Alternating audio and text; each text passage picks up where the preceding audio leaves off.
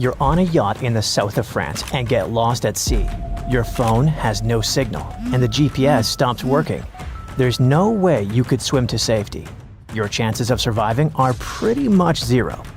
Today's story is kinda like that, but swap the sunny vibes for the Côte d'Azur for the freezing winds of Antarctica. And instead of calm blue waters, picture a sea packed with towering ice as far as you can see. Oh, and forget about phones or GPS. Those didn't even exist back then. So yeah, getting through something like that is basically impossible. But for the crew aboard the Endurance, this wasn't just some what-if scenario. It was real life. And yet, they survived by leaving their ship behind. Fast forward more than 100 years, and scientists finally found their vessel deep in the ocean. Now, new 3D images are helping us bring one of the greatest real-life survival stories to life.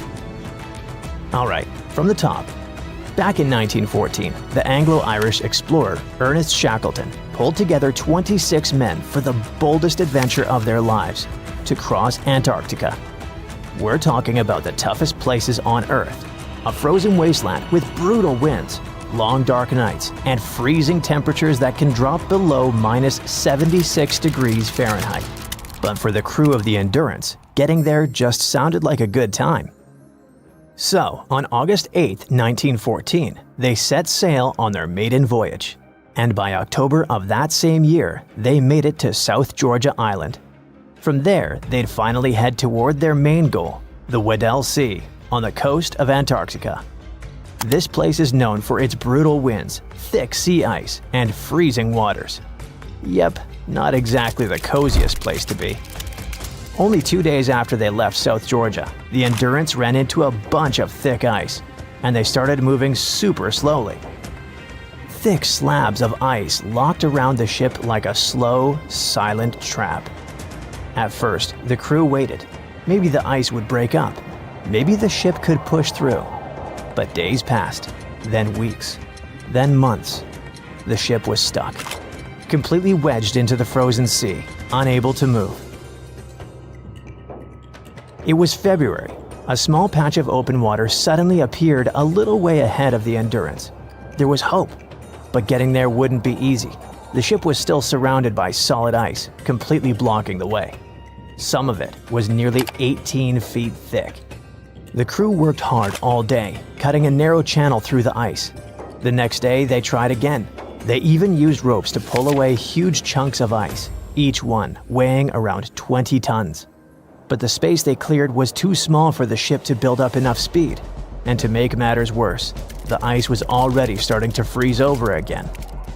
At some point, the captain decided they needed to stop.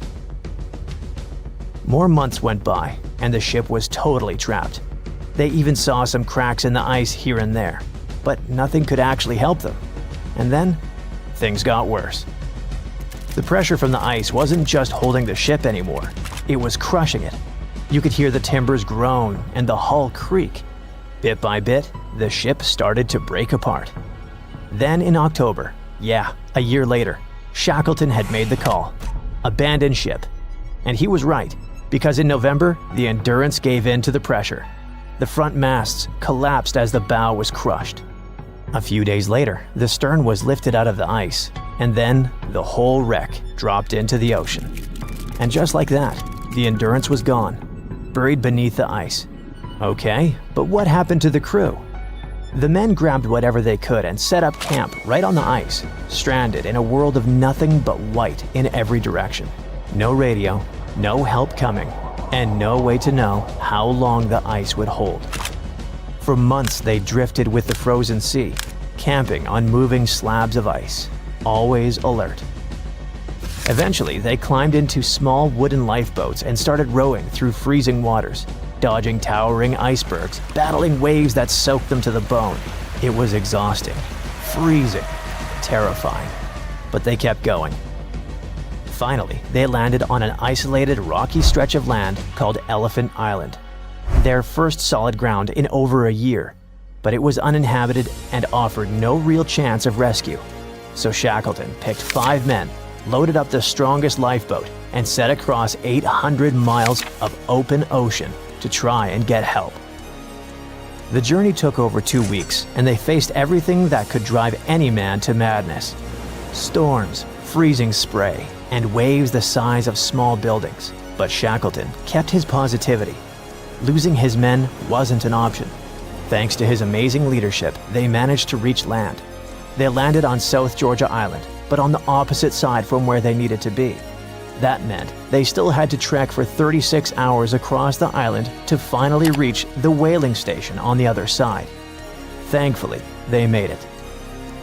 If you were in their position, you'd probably take a hot shower and curl up in a fetal position for a couple of months. But that wasn't an option for Shackleton. He didn't rest. Instead, he immediately started working on a plan to get the 22 men who were still stuck on Elephant Island. After several failed rescue attempts, the authorities finally lent Shackleton a tugboat. That's a type of boat that moves other vessels by pushing or pulling them. When they were approaching Elephant Island on August 30th, 1916, the captain saw something. A smoke signal coming from the shore. Yep, against all odds, everyone survived.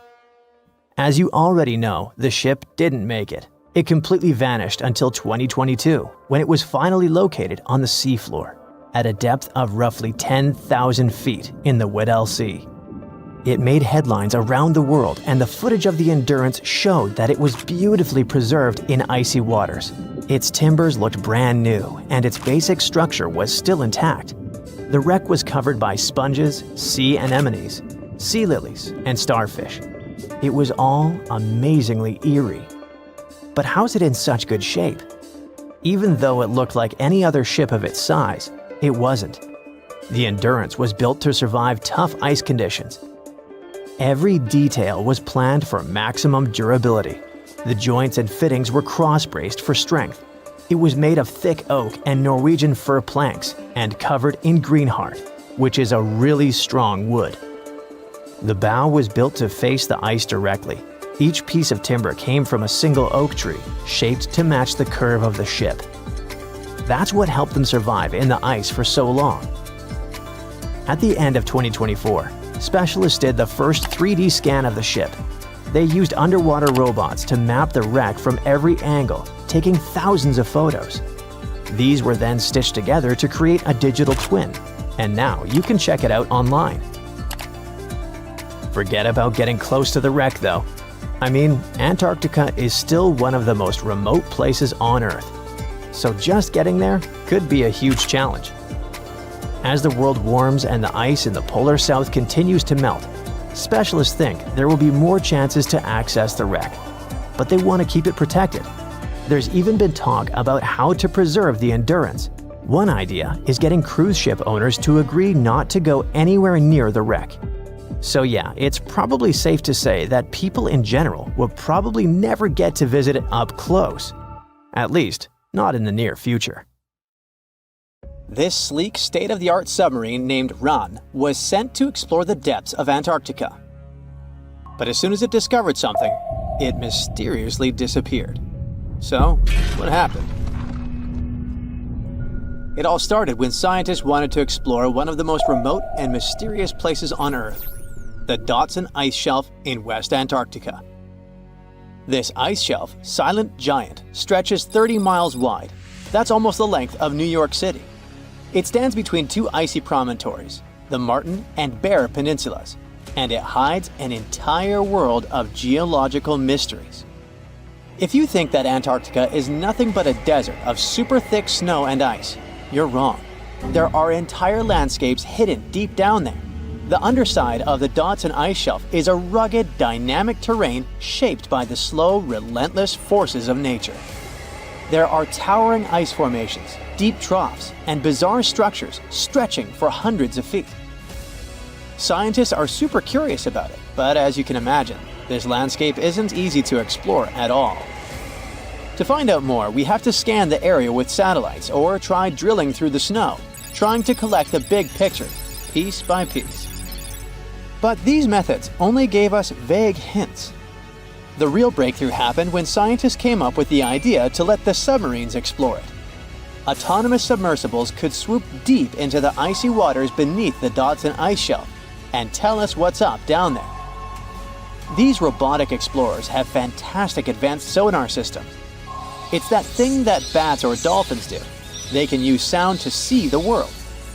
Basically, they send out sound waves underwater, and when those waves hit something like the ice shelf above or the seafloor below, they bounce back to the system. Animals feel how long it took for the sound waves to return and how they changed. And this helped them understand what's located where. For example, clicks that dolphins send out tell them where the fish are. We copied this crazy evolutionary trick and adapted it to our underwater exploration. Only our version is much cooler, with a higher level of precision, so we created detailed maps of the environment. The Rand submarine was one of those robotic explorers. It was named after the Norse deity of the sea. Ran had been meticulously programmed to navigate a treacherous landscape of Antarctica.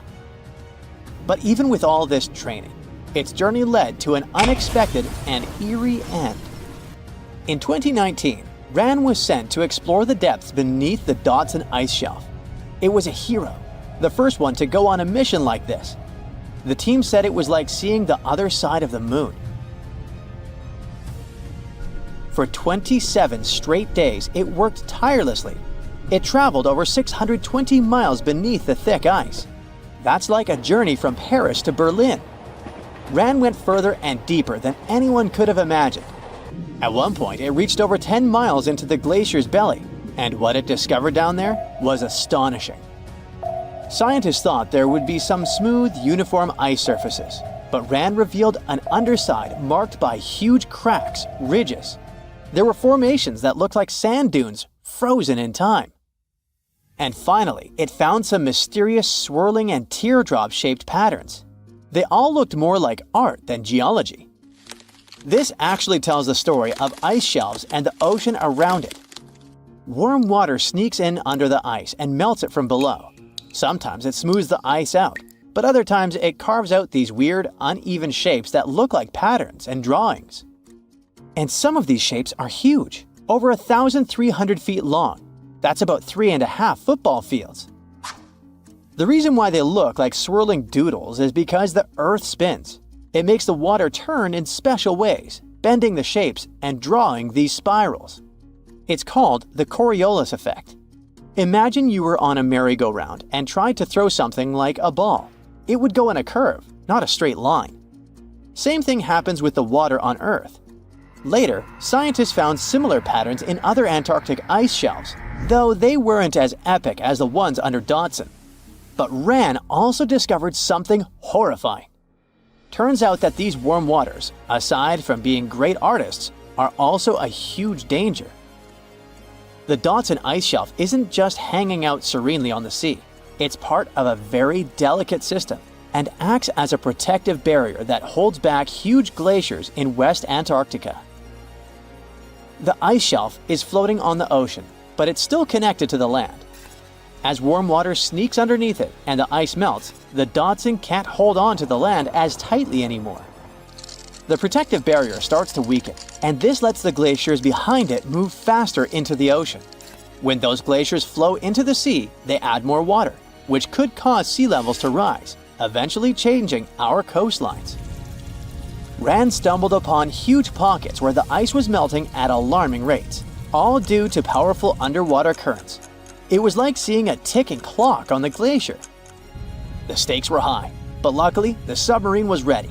This time, it managed to return.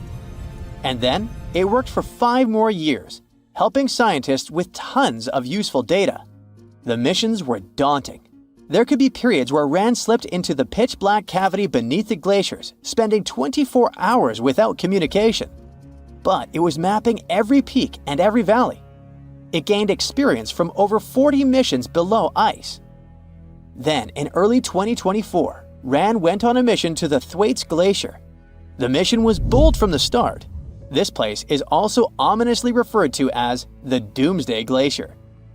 It's called that because it's slowly melting and has the potential to raise sea levels worldwide if it collapses, causing catastrophes everywhere. That's why Ran was dispatched to explore its underbelly, a place that had never been mapped so intricately before. The idea was to uncover the glacier's secrets, study how rapidly it was melting, and why. This was Rand's second time exploring Thwaites. During the previous visit, it became the first sub to ever map the glacier's underside. Rand was exploring the depths from 650 feet to 1,650 feet.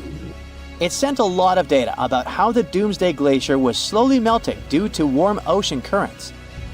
But while venturing into these icy depths, something went wrong. Out of nowhere, Rand vanished. Without warning, without a trace. One moment it was sending back crucial data, and the next, it had slipped into the abyss. No distress signals, no final transmission, and it didn't return to the point it was supposed to. People sent extensive searches, helicopters soared overhead, drones buzzed through the frozen skies, but no sign of the submersible emerged from the glacier's grasp. After a while, Rand's batteries would certainly run away. So at this point, it had definitely been swallowed by the abyss beneath 1,500 feet of ice. That was a huge and sad loss for the scientific team. The scientists at the University of Gothenburg are now looking to replace Rand and continue their important research under Thwaites. To this day, scientists have no idea what happened to it. Some say it may have been trapped in the ice. Others believe it was pulled away by an unseen current. It also might have collided with something unexpected. Whatever the truth is, its disappearance has left scientists stunned, and it looks like the ice shelf will hold on to its secrets a little longer. At least we gained a treasure trove of knowledge from Rand's journey. Scientists keep exploring Antarctica, looking for history that hides under the snow. For example, they discovered that around 90 million years ago, a lush temperate rainforest thrived near the South Pole. They revealed an ancient world far warmer than they ever imagined. Deep in Antarctica, they unearthed fossilized roots, pollen, and spores preserved in the soil. All this shows that there was a swampy rainforest that flourished despite months of polar darkness. All these discoveries changed our understanding of Earth's climate, both in the past and the future.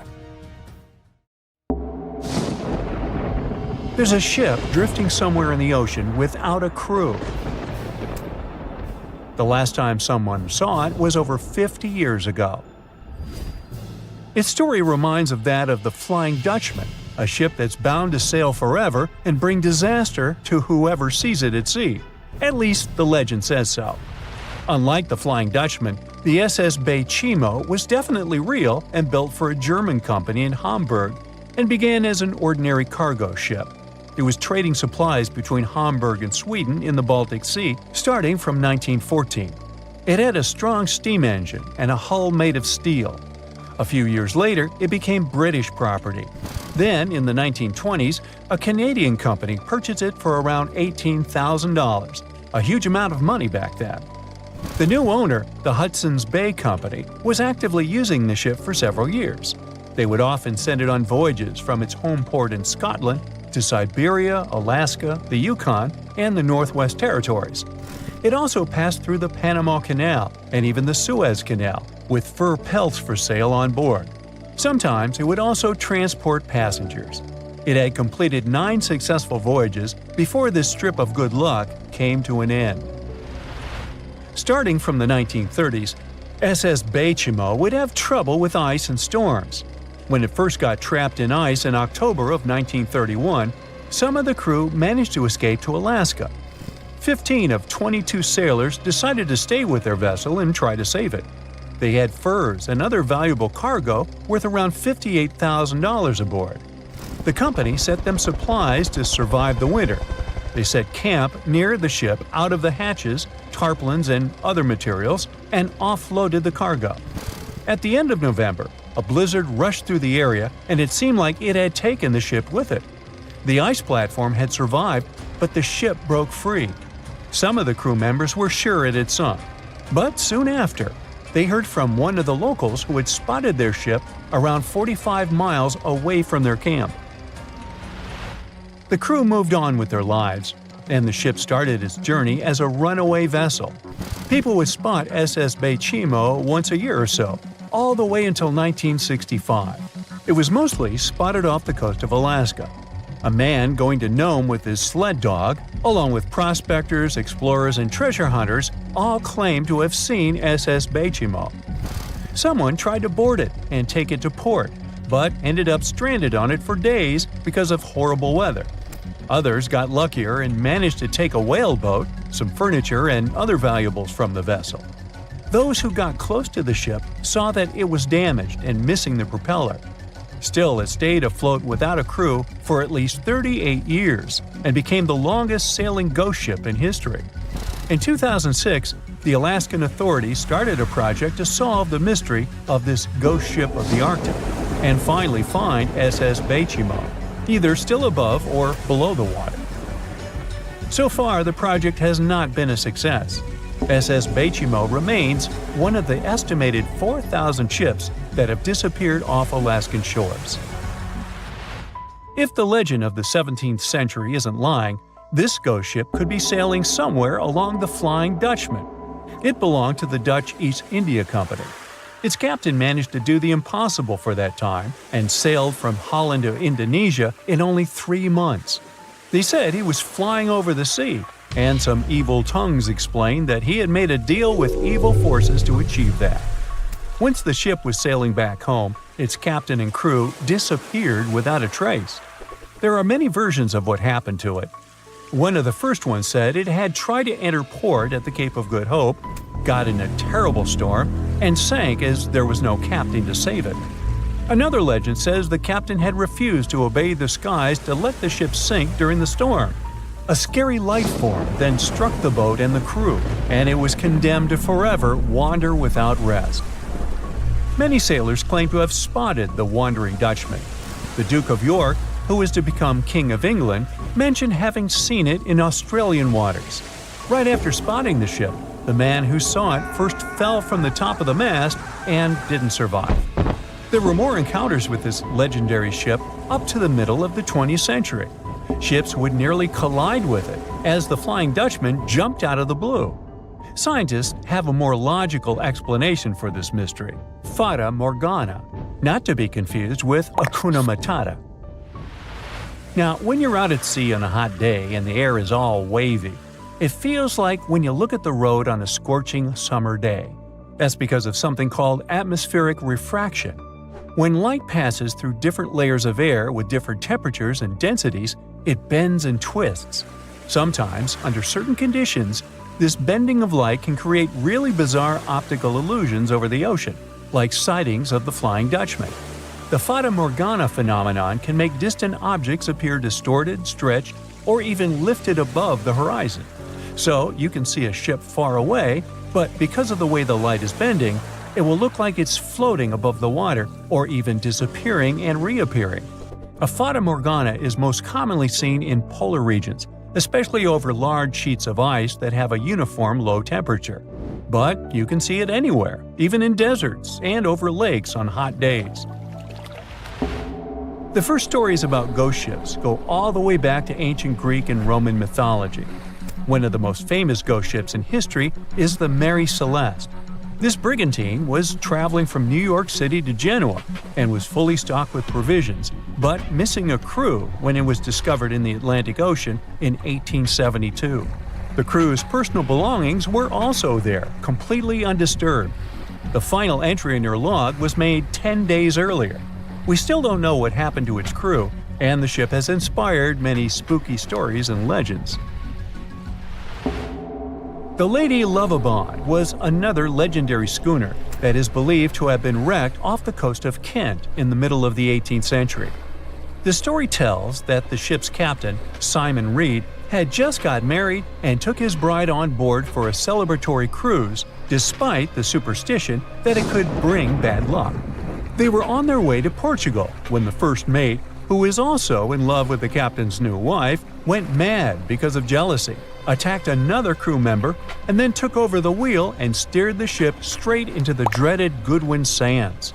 No one aboard survived, and the schooner is said to reappear as a ghost vessel every 50 years. In present times, many vessels become abandoned and turned into ghost ships intentionally. There are thousands of them floating in U.S. rivers, lakes, channels, and coastal waters. Some people lose their boats in storms and other extreme weather.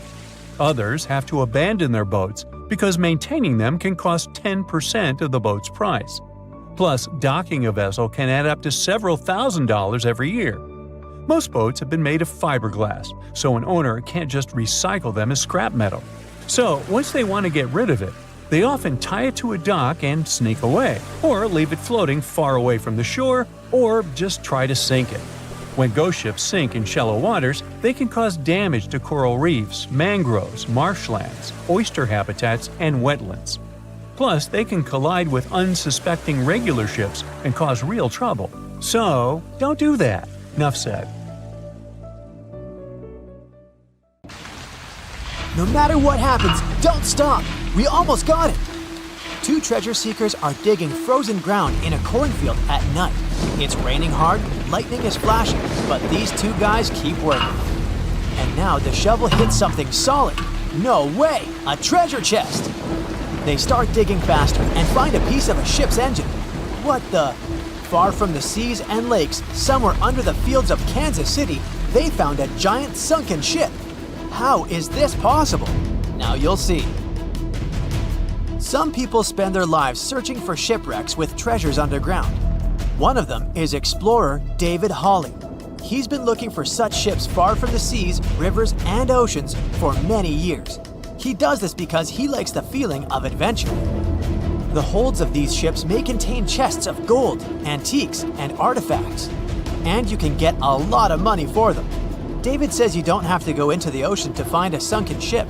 They may be lying in your backyard. But why do ships end up buried underground among fields, farms, and plains? Let's find out using the example of steamboat Great White Arabia. According to old records, the newspaper clippings, this ship had been carrying about 200 tons of treasure before it sank in 1856. Many rumors and local legends said the ship was lying underground, a few miles northeast of Kansas City. It was there because people deliberately altered the riverbed and channels of the Missouri River in the second half of the 19th century. They artificially brought the shores closer to each other. They narrowed the river to increase the flow's speed, so boats could sail much faster. In the 19th century, steamboats were the most popular means of transporting passengers and goods. Before railroads, they extended the western border across the Mississippi and Missouri rivers and brought supplies to people. That's why it was so important to increase the speed of their movement. So, on September 5, 1856, Arabia was sailing along such an estuary. It came across a snag sticking out of the water. A piece of log quickly flooded the ship. Fortunately, all passengers were evacuated. But the steamer and its precious cargo reached the silt bottom of the Missouri River in a few minutes. Several years had passed. Everyone forgot about the vessel. During this time, the course of the Missouri River had changed. But Arabia remained under the wet, muddy bottom. The soil level above it was getting higher, and the ground was losing moisture. Eventually, many decades later, a cornfield formed above the sunken ship. In the 1980s, one farmer owned this area, and he had no idea what was hidden in his territory. David Hawley carefully studied the history of the sunken ships of the USA. He knew that hundreds of steamers had gone underwater all over Missouri, but most of all, he was interested in Arabia, as there were rumors that it was filled with gold and other valuable things.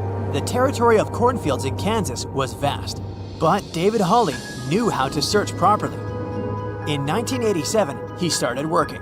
First, together with his brother and father, they collected all the clippings from old newspapers they could find. They were looking not only for information about the steamer, but also for maps of the Missouri River. They tracked its historical changes, checked the dates, and identified a large area where the steamer sank. Next, they used electromagnetic testing and other geological stuff to study the soil and find the right place. They searched for differences in ground moisture and density. Then, they went through the territory with powerful metal detectors. And so, by the fall of 1988, they had determined the location of the steamer. Arabia was the size of a football field. This gigantic vessel lay 45 feet underground, 4 stories down. But before they started excavating, they had to ask the owner of the cornfield for permission. For the farmer, this news was a big surprise. He agreed on the condition that the excavations would be completed by spring so that he could sow a new crop. Digging a giant ship in winter is much more difficult and expensive than at other times. It includes additional equipment, electricity, and heating costs. The team worked day and night. They financed the excavations out of their own pocket. Each invested more than $10,000 and took out a bank loan. Finally, they noticed the first details of the ship. The shovels hit the huge engine boilers and the deck. The goal had been achieved. Most of the cargo lying inside the sunken ships is covered with rust, shells, mud, and is badly damaged. The contents of Arabia were in excellent condition, considering that the ship had sunk 130 years prior. Unfortunately, they didn't find the chests of gold. Still, they got several tons of other valuable cargo, household items of people who lived in the middle of the 19th century. It was a time capsule. The ship was carrying supplies for hundreds and thousands of people, and all these things were perfectly preserved. For example, they could clearly see the brand stamp Goodyear Rubber Company on one rubber shoe. The longer the excavations continued, the more things David and his team found. In the barrels, they found plates from the 19th century. They were intact and usable. Also, there were clean clothes, thousands of pairs of shoes, harpoons, frying pans, and umbrellas. The ship was carrying cargo to supply about 16 small towns. Yes, it's not gold, but such artifacts are also precious. The contents of the ship could be worth millions. However, the crew wasn't going to sell these things. They made a museum on the site of a former fruit market in Kansas City. If you go there, you will immediately feel like you're in a department store of the 19th century. There are thousands of items in good condition. Even the matches here are dry enough to light up. It took David many years to present the entire collection from the steamship. He values each of the items and doesn't want to sell them. Anyone can come here, pay for a ticket, and find themselves in the past. Who knows, maybe there's an old ship hidden in your backyard too. Geologists found an older vessel in the hot desert of Namibia in 2008. This ship sailed back in the days when pirates scared sailors on the seas, and now it's inside a dried-up lagoon. The ship sailed from Lisbon in 1533 and disappeared with the crew near a small diamond mining town. After almost 500 years, the hull had been badly damaged. Only the carcass of the ship remained, but the treasure hidden inside the vessel stayed intact. They carefully studied the boat for a long time, trying not to ruin anything. And then, 5 days later, they found a big old chest in the hold. Carefully opening it, they found gold coins there. Thus, the cost of the ship was estimated at about $10 million. The exact cause of the shipwreck is unknown, but experts believe the ship was destroyed by heavy cargo and bad weather. It went to the bottom of a lagoon that later became a desert.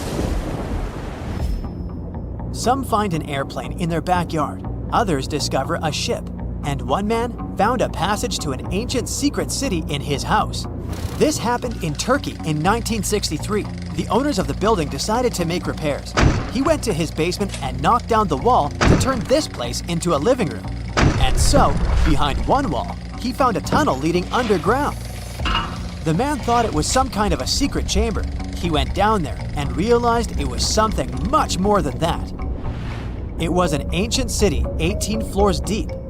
People built it in the years 780 to 1180 as a refuge from weather disasters and the invasion of enemies. This place also includes many underground tunnels that stretch for several miles in different directions. People could get to the town from different points using secret passages leading to these roads. The city can accommodate about 20,000 residents, livestock, and tons of food supplies. Archaeologists have also found a chapel, schools, stables, and public kitchens there. A ship is traveling across the Atlantic Ocean when a storm starts. At first, the situation doesn't seem to be very bad, but soon, people on board the ship realize that the storm is intensifying. Waves are huge, and nothing can save the ship. It's starting to sink. On board, there's only one lifeboat. Sadly, it can only hold one person. The captain is in a terrible situation. He needs to decide which passenger can be given a chance to survive. Besides the captain, there are 8 people on board. Some of them seem to be lovely, others look like villains. But you might not know the truth until it's too late. The first passenger is Alex, a 28-year-old talented artist. He's just had his first international exhibition and is boasting about that left and right. He claims to dream of inspiring the world with his art, but did I mention it's his shy twin brother who painted those masterpieces? And Alex just steals his shine? Next is 23-year-old Maria, who's 8 months pregnant. She's quite spoiled, often behaves unreasonably, and treats the staff on board badly. She's traveling home to her husband, but little does he know that the kid is not his, but his best friend's. And she's been cheating on him since forever. Though we can't let this innocent soul perish, can we? Despite his untidy appearance, this 65-year-old scientist, Professor Marcus, is a leading researcher in the field of gene therapy. He's working on a breakthrough that could save millions of lives, but there are skeletons in his closet too. It's been 15 years since anyone saw his wife, Judith. Does Marcus's scientific progress have something to do with the mysterious disappearance of his wife? Dr. Anna is 34 years old. She's a surgeon who's saved hundreds of lives during natural disasters. She succeeded as a doctor, but failed as a parent. Her 3 daughters live with their dad and don't want to hear anything about their mother. 78-year-old Teresa is a widow whose family gave up on her because of her bad temper. She's traveling for the last time in her life to visit her late husband's grave. A little boy, Mark, is just 7 years old, but his unruly character has caused a lot of arguments between the other passengers.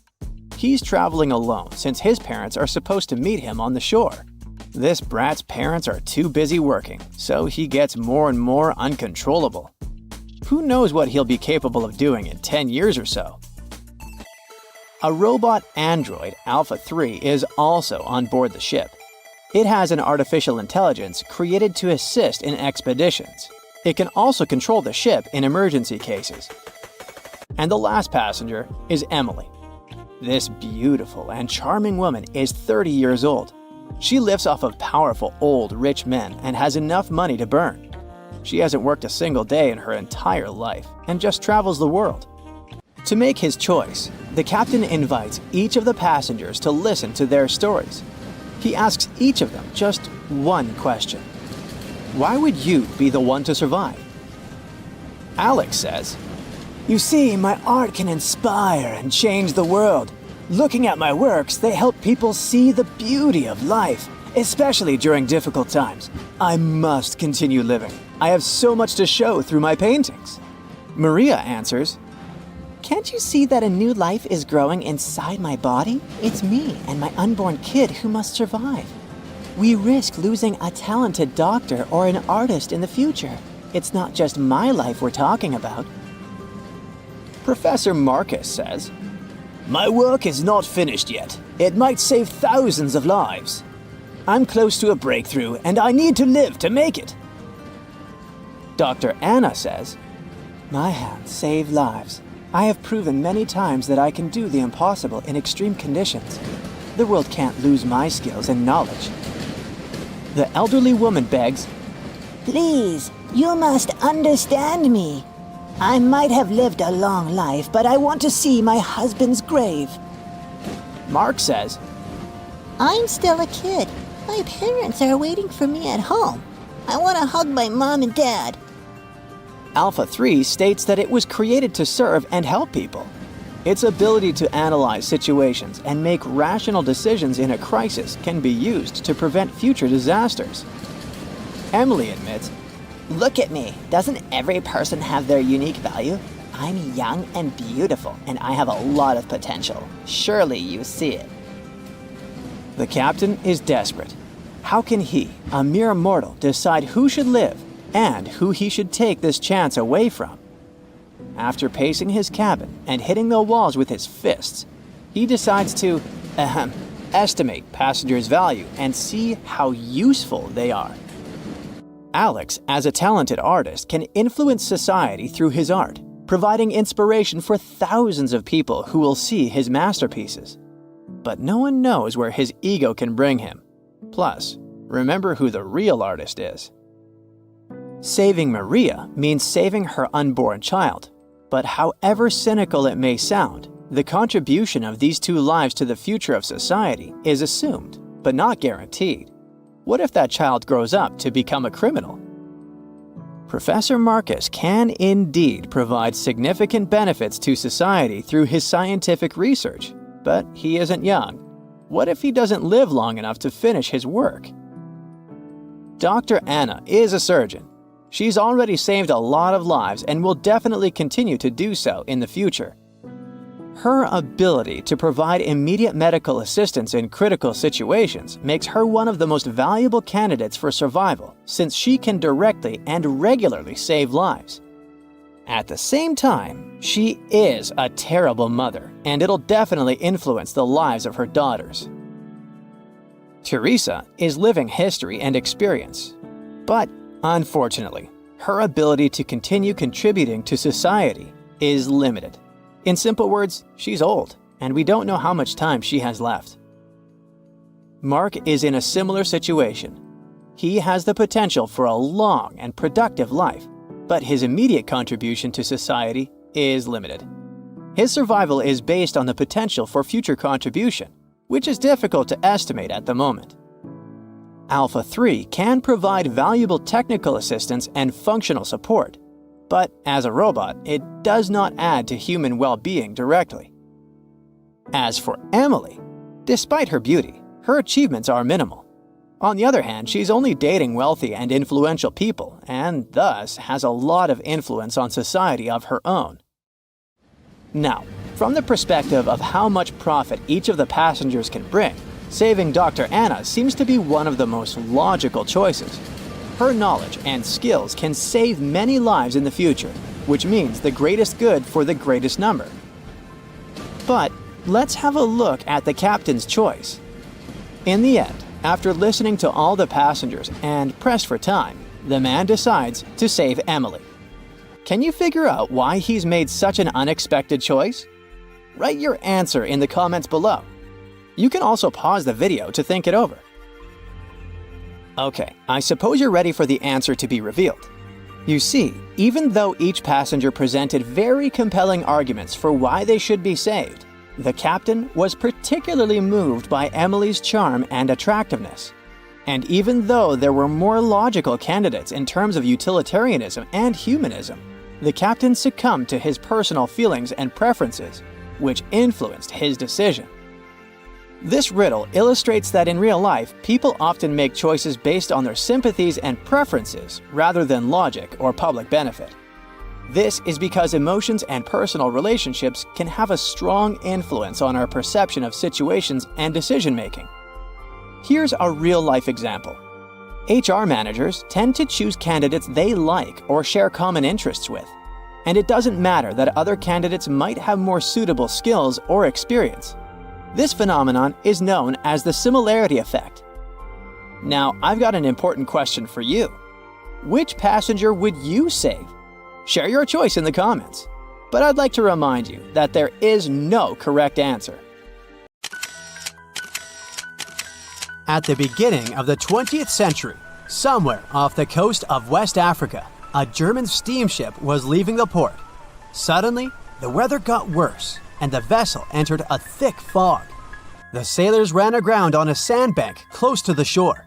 Luckily, no one was hurt, and they were even able to save their precious cargo. But the ship was stuck in the sand for good. And it was not alone there.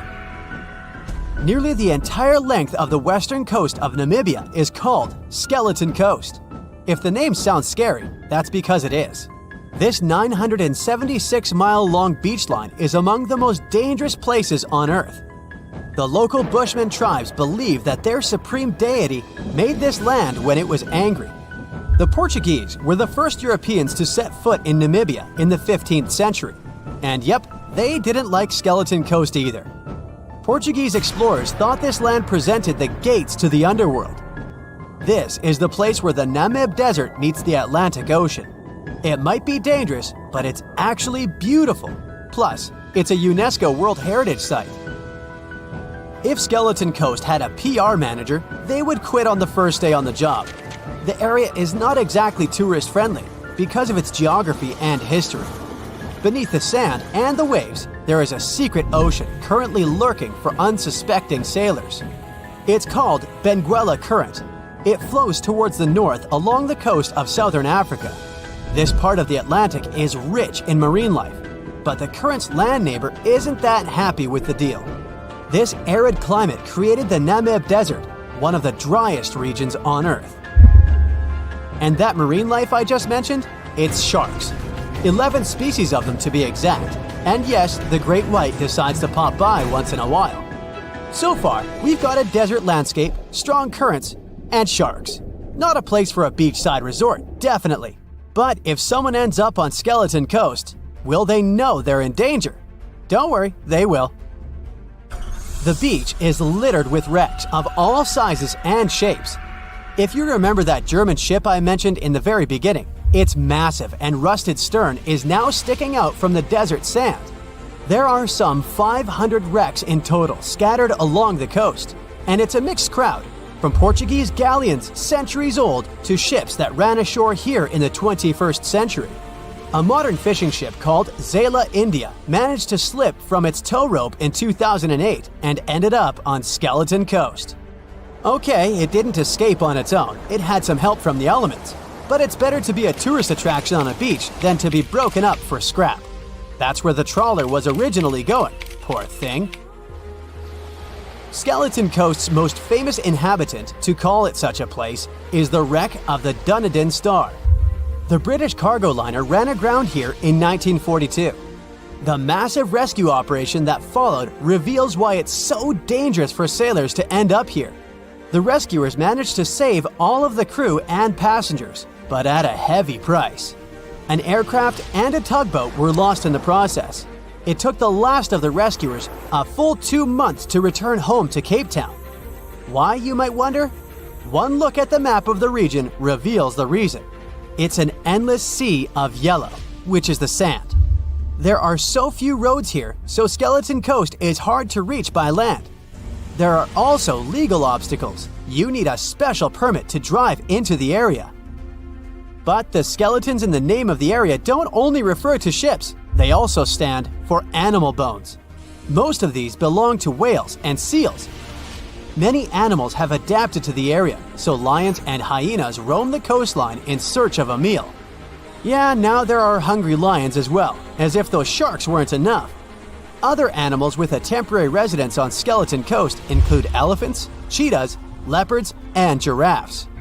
In 1971, the Namibian authorities established a national park here, but except for surfers, after an adrenaline rush, they don't get many visitors.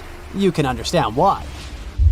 The Namib Desert is the oldest desert in the world, and it's not very tourist-friendly either. Those who travel to the region should pack sunscreen and a warm winter jacket. A weird combo, right? Well, not so much when you think that during the day, temperatures soar over 110 degrees Fahrenheit. At night, the air temperature drops below freezing. What a climate roller coaster! And that's not the final danger. Yep, there's more. Remember how that German ship got lost in thick fog?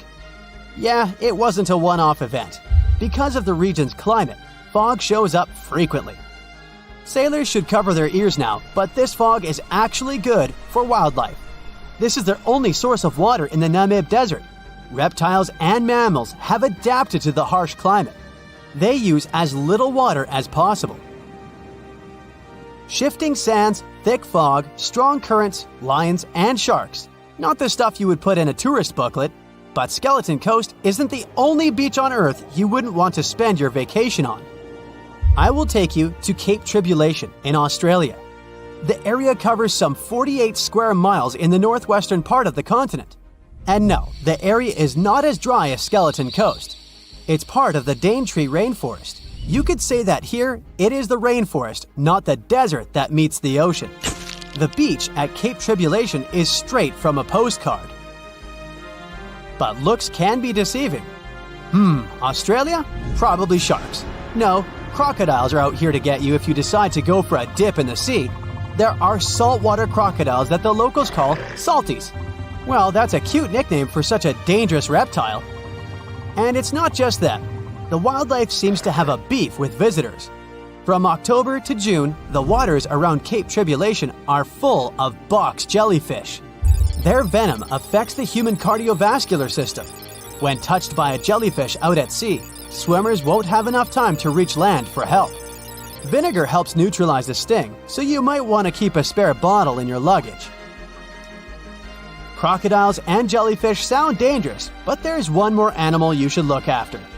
It's the wild boar. It might sound funny, but you won't laugh when you're being chased by one of these across the beach. 21 million wild boars live in Australia. They're mostly active at night, making it even more dangerous if they charge at you. The best defense is running in circles. Wild boars can't cut corners well. That's probably why we don't see many of them taking up careers as race drivers. Cape Tribulation has one last danger installed for you, and it's not an animal. Out here, even the trees are plotting against visitors. The stinging tree got its name for a reason. If you try to pick one of its beautiful red berries, it'll fight back. Its prickles are like tiny glass shards. The less than pleasant effect on your skin will last for a month. Then there is this wait-a-while bush. Who keeps naming them like this? This long vine has spikes that grab hold and just don't let go. They are so strong they can pull a human off a horse. You'll have to wait for someone to come by and save you from this thorny grabber. If you are about to cross this Australian beach from the vacation list, hold on for a second. Tourism is booming here. The local authorities have restricted access to all of the danger zones. Visitors go swimming in dreamy water holes that are surrounded by lush vegetation. There are even ropes to swing from. Now, that's a beach you can finally relax on. So in 2017, over 25 million people boarded cruise ships all over the world. Now, if you're keeping count, that's more than the total population of Greece.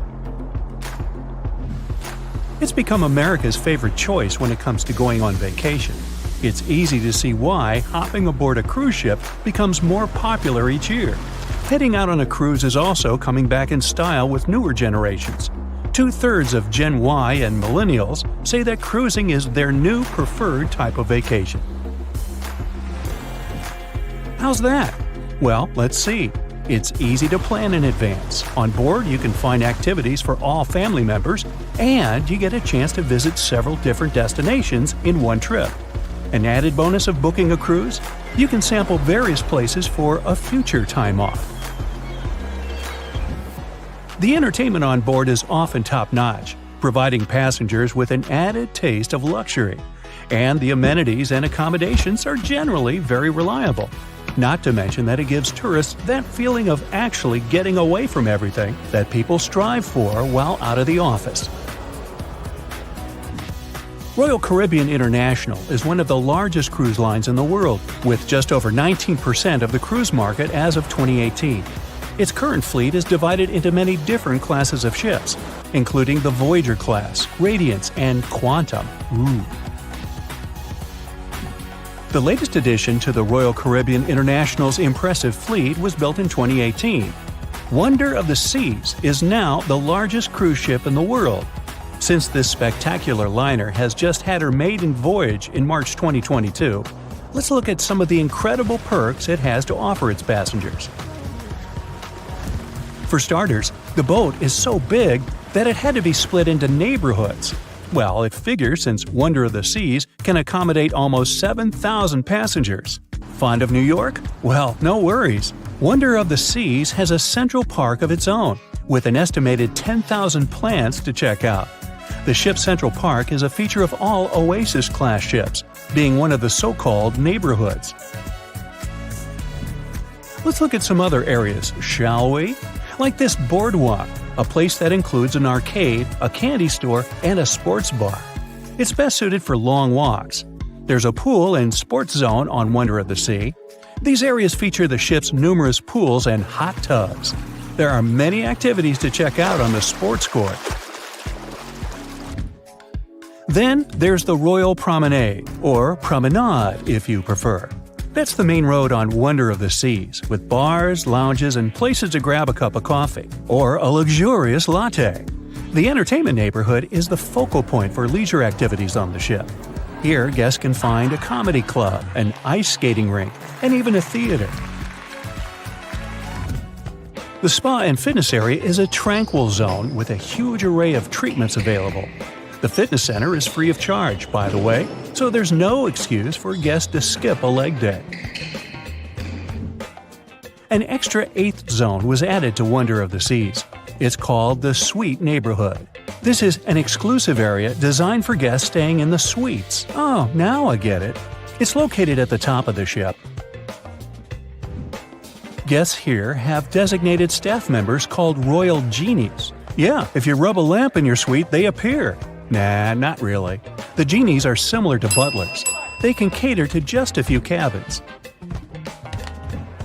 Of course, the cruise line wants to divert other guests from asking these crew members various questions and taking their time. That's why the genies don't wear name tags in public areas. As for its itinerary, Wonder of the Seas was initially supposed to be homeported in China, but Royal Caribbean decided to move the liner to the United States. In March 2022, the ship started its journey with 7-night Eastern and Western Caribbean itineraries. In May 2022, Wonder of the Seas is scheduled for a trip to Europe, with Western Mediterranean cruises from Barcelona and Rome planned for its guests. Passengers will also be able to visit Palma de Mallorca, Spain, and Capri, Italy. When the summer season is over, Wonder of the Seas is scheduled to return to Florida to offer year-round sailing starting November 2022. And by the way, there is no truth to the rumor that a special cruise only for highly allergic and hay fever sufferers will be called the Wonder of the Sneeze. Nope, not at all. Now, it's hard to imagine a ship so massive that can accommodate so many amenities on board. For example, the Titanic was the largest ship of its time, measuring 882 feet in length. And Wonder of the Seas is not only 1,188 feet long, it's also 36% taller and 34% wider. Speaking of lifeboats, which I am about to, Titanic had a mere 20 lifeboats on board, which was tragically not enough to fit all the passengers after the ship hit the iceberg. But Wonder of the Seas has an even smaller number of lifeboats, 18 to be precise. Sounds weird and dangerous? Well, not really, given that each of these lifeboats can accommodate up to 370 people. It means that all the passengers and crew members, an estimated 8,000 people if fully booked, are going to be safe in case of an emergency. If we could somehow have a race between the two ships, well, Titanic was in fact the faster ship out of the two, beating Wonder of the Seas by 1 knot per hour. Cruise ship passengers today are more interested in the experience rather than the speed of the boat itself. That's why how fast a ship can travel is not an extremely important aspect nowadays. In terms of costs, Titanic cost around $7.5 million at the time of its construction. It's the equivalent of about $200 million today. How about Wonder of the Seas? Well, it cost a staggering $1.35 billion to build, making it 6 times more expensive than the Titanic. How about we compare ticket prices? Well, in this case, the least expensive ticket on Titanic was £7. It's about $1,000 today. The cheapest ticket on Wonder of the Seas is currently $423, but prices may vary depending on the location, season, itinerary, and how much you tip your Royal Genie. And I know you were going to ask, how about icebergs? Well, Titanic steamed in the frigid North Atlantic, where you had to be on the lookout for those. Wonder of the Seas will be cruising the balmy Caribbean, where the worst thing you can hit on is 17 and blackjack. Oops, busted.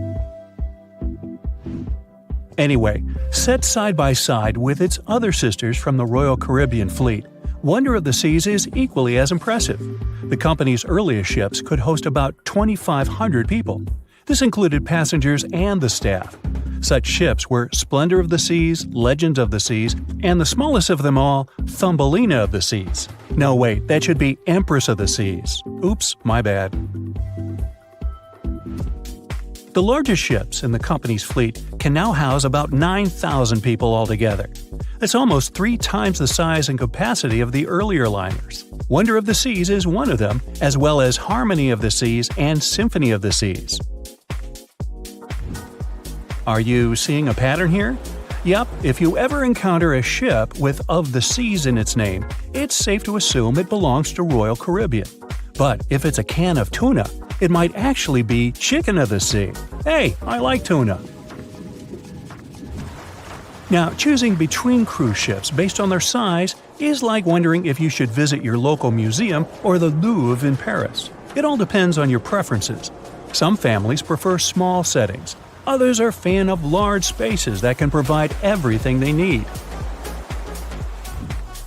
Historically, it's equally as exciting how far we've come in terms of maritime transportation. The SS Royal William, for example, was the first boat to ever make a transatlantic voyage almost entirely steam-powered in 1833. And it was a mere 160 feet long and could house roughly 155 passengers. And if the seas were calm, then they were housed less roughly. Similarly, the first modern megaship in the world was the MS Sovereign of the Seas. Launched in 1987, it was only 888 feet long and could carry a little under 3,000 passengers. Size and capacity are not the single improvements added to newer cruise ships out there. Recent technological developments in artificial intelligence and facial recognition have allowed cruise operators to ensure faster, smoother boarding for passengers. If, in the past, it took from 60 to 90 minutes for all passengers to board a ship, nowadays, cruise ship operators manage to get people comfortably settled in less than 15 minutes. Now, I'm sure you're already eager to book a ticket, but let's look into some of the more interesting activities you can try on board Wonder of the Seas. This way, you'll know what you're getting yourself into. All Royal Caribbean ships have loads of artworks available for their guests to enjoy. But Wonder of the Seas goes above and beyond, even featuring statues of astronauts in key locations around the ship. You'll find the first astronaut looking through the glass at the promenade, while a second one is busy rock climbing at the boardwalk. The third and last astronaut is more of a movie fan. This statue can be found near the movie screen sitting area. Going astronaut sightseeing is proving to be quite the experience among guests. In the areas with no access to sunlight, Wonder of the Seas features virtual balconies. In case of bad weather, guests can still have a feeling of the outdoors, but without having to hide from wind or rain. Teenagers have a place of their own reserved on the ship. There's a special club with a private hot tub, selfie area, games, and comfortable seating. The inside part of this club features a vending machine, an interesting collection of literature, and tables for foosball. Well, sign me up. April 1912 marked one of the most terrible tragedies in the history of the world. The most unsinkable vessel, the pinnacle of engineering at that time, the huge Titanic, sank. On that dark, moonless night, the ship had many chances to save its passengers. There was another ship just a few miles away that could have saved the Titanic, but it didn't. It wasn't a phantom ship, and it's not some legend or a theory. This is a documented reality. There are records and witnesses' statements confirming this, but why didn't this ship help? Let's find out what happened that night by looking at these events from 3 different points of view. Let's start with the Titanic version. 11:30 p.m. The moon hides behind black clouds. Visibility is bad. Everything is calm on the Titanic. Under the captain's guidance, the communications operator stays in touch with the mainland through the radio. At this moment, some stranger breaks into the frequency, interrupting the operator's communication. It's unclear what this strange man wants and what he's talking about. The operator doesn't try to figure it out. He shouts at the guy, demanding him to disconnect. The connection is interrupted. At 11:40 p.m., the Titanic crashes into an iceberg. The ice breaks the hull. Water begins to flood the lower decks. Nobody is panicking yet. 20 minutes later, at midnight, the ship's crew sends a distress signal through the radio frequency. Few people understand how bad the situation really is. After 20 minutes, at 12:20 a.m., they start lowering lifeboats with passengers. At 12:25 a.m., they receive a response to the distress signal. This is RMS Carpathia. Their captain reports they're already sailing at maximum speed towards the Titanic. But the problem is that the crash site is 58 miles away. This means Carpathia will only be here in 4 hours. At 12:45 a.m., the sinking ship's crew release rockets into the air. These flares are one of the main reasons for the terrible fate of many passengers, but more on that later. 90 minutes later, the Titanic's deck breaks and the ship dives underwater. At 4:10 a.m., the Carpathia finally arrives at the shipwreck location. The crew members make heroic efforts to save all the people. They take 705 survivors on board. At this moment, another ship appears. It's SS Californian. The Carpathia sails towards the New York coast with all the people. The Californian floats in search of passengers and finds nothing but wreckage. The ship was only a few miles away while the Titanic sank into the icy water. The Californian could have saved these people, but did nothing. Its captain, Stanley Lord, made one of the most terrible acts that a sailor can allow. He didn't help a sinking ship. When the world found out about all this, they detested Captain Lord. They couldn't bring charges against him, and the trial didn't punish him. But his career was ruined entirely, as no other ship company would hire him. Despite this, he never confessed he had been guilty. Before he passed away, the captain said it hadn't been his fault. If this was true, then what happened there? This brings us to the Californian version. It's the night of April 14th. The Californian is sailing in the cold waters of the North Atlantic. The ship gets into a section with a lot of icebergs. At 10:10 p.m., Captain Lord stops the ship. It's too dangerous to move around this area, as they can damage the hull. At 11 p.m., the ship starts drifting. It's impossible to move in such conditions with such poor visibility. The captain knows that the Titanic is coming here, so he orders the radio operator to warn the ship about the danger. Radio operator Evans turns on the receiver and tries to contact the Titanic. He spends about 30 minutes on it. The connection is finally established. At this moment, the Titanic radio operator is speaking with the mainland. Evans interrupts this conversation and tries to warn the ship about icebergs. The operator doesn't understand Evans' words. He's annoyed because Evans broke into the channel so brazenly. He shouts at Evans and cuts the connection. Tired, Evans turns off the receiver and informs his superiors about the incident. It's still a mystery how the captain reacted to this news. He probably thought the Titanic knew about the danger. He lets Evans go to bed. If Evans hadn't turned off the radio and waited 1 hour, he would have heard a distress signal from the Titanic. But you shouldn't blame him. At this point, he has no official reason to stay at the transmitter. Evans is too exhausted and can't fight drowsiness. So, Evans goes to bed. The Titanic begins to sink. Its captain sends a distress signal. The operator on board the Carpathia catches it, but the Californian doesn't, since the receiver is turned off. Captain Lord can't sleep. He feels that something is wrong. Meanwhile, the Titanic is rapidly sinking under the water. The captain gives the order to launch rockets into the air. And here is where one of the critical mistakes takes place. They release warning lights, but they are not red. The crew forgot to take red rockets on board for some reason, so they lit up the sky with a bright white light. If you need to send a distress signal, you need to release red lights. Captain Lord sees these lights, but doesn't perceive them as a cry for help. It can't be that there are no standard red rockets on such a massive ship as the Titanic. But, unfortunately, it can. Captain Lord thinks the Titanic is sailing away. Perhaps there is some unknown reason behind those white lights, but he doesn't really know. So, Captain Lord has no idea that the Titanic is sinking. He still decides to contact the ship, but this time, not through radio communication.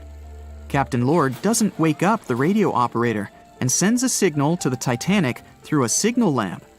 It's important to understand that many old-school captains didn't take radio communication seriously. They didn't understand the value of this technology. That's why Captain Lord doesn't wake up Evans. He sends light signals, but the Titanic doesn't respond. Many survivors later mentioned seeing the flashing lights of the Californian, but there was nothing they could have done. The ship's crew doesn't hear their cries for help. At 2:20 a.m., the Titanic completely goes underwater. A little more than 2 hours later, radio operator Evans wakes up and turns the transmitter on. He hears many rescuers talking about the sunken ship. Evans understands everything. He reports this to the captain. At that moment, the Californian immediately heads to the wreck site. They meet Carpathia there. With the survivors on board, it sails towards New York. The Californian stays sailing and looking for people. They find nothing but wreckage. The Californian returns to the mainland. The news about the ship that could have saved the Titanic is spreading all over the country. The trial begins. Captain Stanley Lord and the crew tell their version. They say their ship had been standing still. Many people don't believe them, and some of the surviving passengers claim to have seen the Californian sailing by. Still, the judge declares them innocent. 1962. Captain Stanley Lord is a very old man. He calls a notary to confess something. The captain makes his last remark about this case. He swears he's not guilty. But if it wasn't the Californian sailing past the Titanic at that moment, then what? The Samson theory could answer that question for us. The sealing ship Samson is sailing in the cold waters of the North Atlantic. The crew aren't sleeping. They carefully study the surroundings, but not because they're afraid of icebergs. They're scared of meeting with the U.S. Coast Guard. The Samson ship's crew catch seals, which is illegal. At 12:45 a.m., Samson's captain sees white signal rockets. The team is sure it's the Coast Guard. They turn off the lights and sail away. It's dark, so they don't notice the sinking Titanic. They return to the coast of Iceland and hear about the disaster. They realize they have abandoned the drowning passengers. The nephew of one of Samson's crew members reads about this story in his uncle's diary. The nephew asks for permission to publish these recordings. All the people realize that Captain Lord wasn't guilty, but unfortunately, he didn't live to see this moment. Actually, it's still unknown who is guilty in this story. 2 ships were nearby the Titanic. Their captains were adequate people. They would have helped save all the passengers. Their fault was that they couldn't understand what the Titanic wanted on that dark night. Someone forgot to put red flares in the box. This small but fatal detail was one of the leading causes of the tragedy. It has recently become a popular location for many tourists looking for the perfect place to get away from it all. If you're lucky enough to catch a sunny day here, it's like no other, I can assure you. Chances are, you'll end up having loads of foggy days, but let's be honest, they have a special allure of their own. This enchanting smile-shaped island is called Sable Island. It's located 190 miles from mainland Nova Scotia. It wasn't accessible to the general public until 2013. That's when it was added to the list of national parks of Canada. You can get here either by plane or by water. But what's so enchanting about this place anyway? There must be something since the yearly tourist count is growing every year. Firstly, there's a spectacular number of wild horses here. There are between 200 and 500 horses roaming free all over the island. There's also a large population of gray seals. The place is also the only breeding location of a rare bird species called the Ipswich sparrow. If you're already considering a trip here, there are some things you need to know first. Remember that fog I mentioned earlier? Well, it turns out that Sable Island is the foggiest place in the Canadian Maritimes. I'm talking about approximately 127 foggy days each year. During such days, Sable Island literally disappears underneath a thick layer of fog. You won't be able to explore the place on your own either. The local regulations state that visitors need to travel within a group, and they also need to keep a 197-foot distance from the wildlife they can encounter here. As charming as this place may be, it holds a dark secret hidden beneath the sandy dunes, and it has nothing to do with beautiful creatures living here or the island's unique vegetation. Apart from being known from its horses and seals, Sable Island is infamous for an overwhelming number of shipwrecks. Over the years, about 350 ships have ended their lives here, on these sandbars. When survivors described their experiences, they usually mentioned harsh weather conditions near this mysterious island. The island also made its way into literature when it was described in a book called The Perfect Storm, which was written by Sebastian Junger and published in 1997. The book was so successful that it was later adapted for the big screen in 2000, with George Clooney playing the leading role. The first recorded shipwreck near Sable Island dates back to 1583. The boat was named the HMS Delight and was under the command of British adventurer and explorer Sir Humphrey Gilbert. Only 17 people managed to survive the catastrophe by escaping in a small boat. Records mention that they spent 7 days at sea before reaching the shores of Newfoundland. In 1884, another vessel named the Nicosia struggled in the thick fog as well. The ship was completely destroyed, but fortunately, all 18 crew members managed to survive. The captain's son was almost lost at sea when a lifeboat capsized when he was climbing into it. He somehow managed to stay underneath the lifeboat, which was completely submerged. When this lifeboat righted, he eventually emerged from the water and was rescued for the second time. The years between 1947 and 1999 were relatively quiet on the island. In 1999, though, a yacht called the Merrimack ran aground near the shore of the island at about 2 a.m. on July 27th. The 40-foot fiberglass boat had a crew of only 3 people. Natural gas exploration workers, who were luckily not far away, rescued them. The crew managed to fly safely to Halifax the next day. The owner of the Merrimack tried to recover his boat by hiring local fishermen. Unfortunately, this operation was unsuccessful, since only the fittings of the yacht were eventually saved. It took no more than 6 weeks for the sand and waves to crush and completely break up the hull of the Merrimack.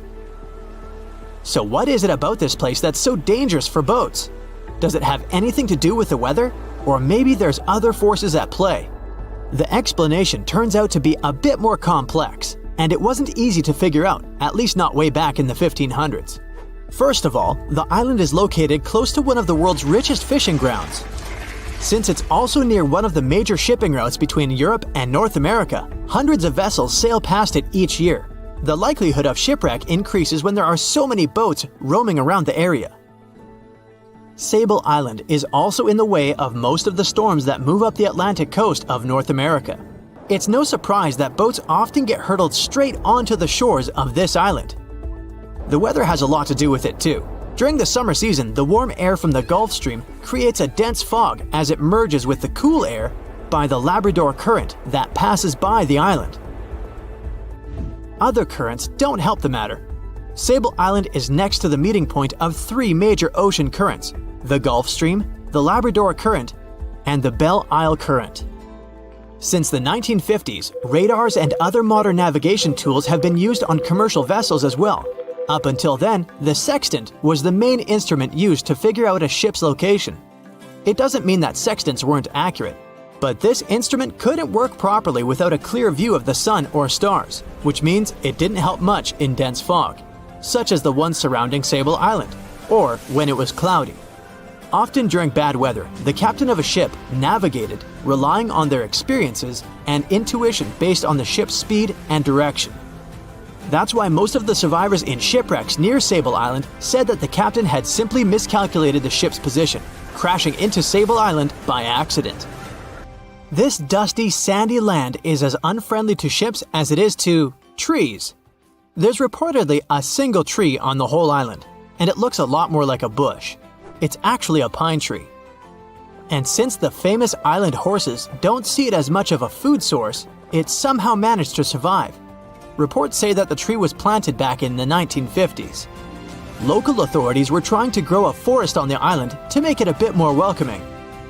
They've planted tens of thousands of trees over the years, more than 69,000 evergreens, 600 fruit trees, and about 55 pounds of pine seeds, along with other plants which could survive the conditions on the island. But they were no match for the extreme weather and sandy soil. Out of all those plants, just one pine tree is still alive. Thanks to its resistance, it has even become a symbol of Sable Island. Interestingly, for around 40 years, the island also had just one inhabitant. Can you imagine that? One person living on a remote island for so many decades? It's the story of a woman called Zoe Lucas. She chose to surround herself with the only residents on the island: the horses, the gray seals, and the many species of birds. An esteemed naturalist, she mentioned in an interview she gave back in 2017 that she was used to living on the island and that she never got lonely. To survive here, she had to put together an essentials kit. It included a notebook to take notes and a pair of binoculars to study the wildlife. You can safely assume she wasn't scared of the intimidating surroundings, since she decided to eventually call this place home. At first, Zoe wanted to set up camp on one end of the island, near some abandoned buildings. But eventually, she settled in a wooden house near a bunch of sand dunes. A Canadian institution called the Meteorological Service of Canada put together the simple construction back in the 1940s. Parks Canada operates the building these days. Zoe's work included gathering as much data on the local horse population as possible. It could help scientists better understand how they managed to adapt to the unfriendly environment. She also helped gather the debris that made it to the shore to help track pollution levels. Among all the rubbish that she collected, there was a refrigerator and a crate full of fresh peppers. Some other specialists eventually started working rotating shifts on Sable Island to offer the brave woman a little bit of company now and then. It's 2018. You get up early in the morning to go ashore and catch some fish. You come to the spot you were yesterday, throw the hook into the sea, and wait. The float is twitching. You've caught some fish, but hey, hello? Why aren't you doing anything?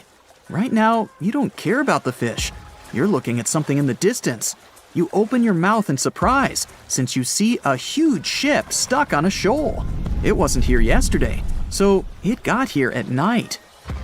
Okay, it'll probably sail away sooner or later. You fish for a few more hours. During this time, you observe the ship and notice no movement there. Is it empty? Boats and the Coastal Service are sailing from the shore to the vessel. You decide to check it out too. You get in your old boat and go there. The mist descends to the water, making the ship look creepy. The colossal vessel is rusty and empty. But where is the whole crew? And how did it get there? The Coast Guard comes on board. They search the hold, the cabins, and the upper deck. There's someone's stuff, some remnants of food supplies, notebooks, and clothes. Everything suggests the crew has disappeared for some reason. Fishers who noticed the vessel first didn't see anyone coming down from the board. No radio signals were sent to the port, and no one reported about the ship. It appeared here from nowhere. The only chance to get any information is to look at the number and name of the vessel. This is Sam Ratulangi, PB 1600. The Coast Guard checks the information, studies the data of all the country ships, and no way. One company built the boat in 2001 in Indonesia. People used it to transport heavy loads across the seas around Asia. The ship had been properly operating for 8 years. People were delivering industrial goods to different points in the region. But something went wrong. In 2009, Sam Ratulangi was sailing near the coast of Taiwan. And that's it. There were no further records about it. There were no reports in any port.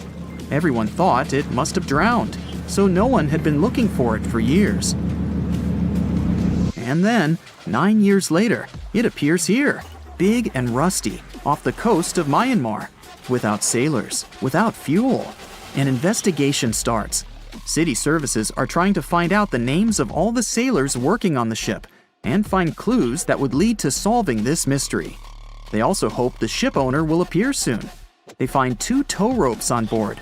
This means that some other ship towed Sam Ratulangi to this place. Then they identify and find 13 crew members. These people say they wanted to reach the factory in Bangladesh to repair Samratulangi. Another vessel helped tow the ship, but then 2 cables tore off, and a storm began. No one wanted to stay on board during such weather, so the crew members left it. No one knows what the ship has been doing for the last 9 years, and how it was possible without people on board. And here's another, much more mysterious ship story. On February 16, 2020, locals found a large cargo ship stuck on a rocky shore off the coast of an Irish village. The boat looked rusty, with holes in the hull and rotten parts. People hadn't seen this vessel the day before, so it appeared there at night. The last time people saw the Alta cargo ship was a few months earlier, thousands of miles off the coast of Ireland. That day, the Alta was sailing in the waters of the Atlantic Ocean. Another ship, the MS Protector, noticed it.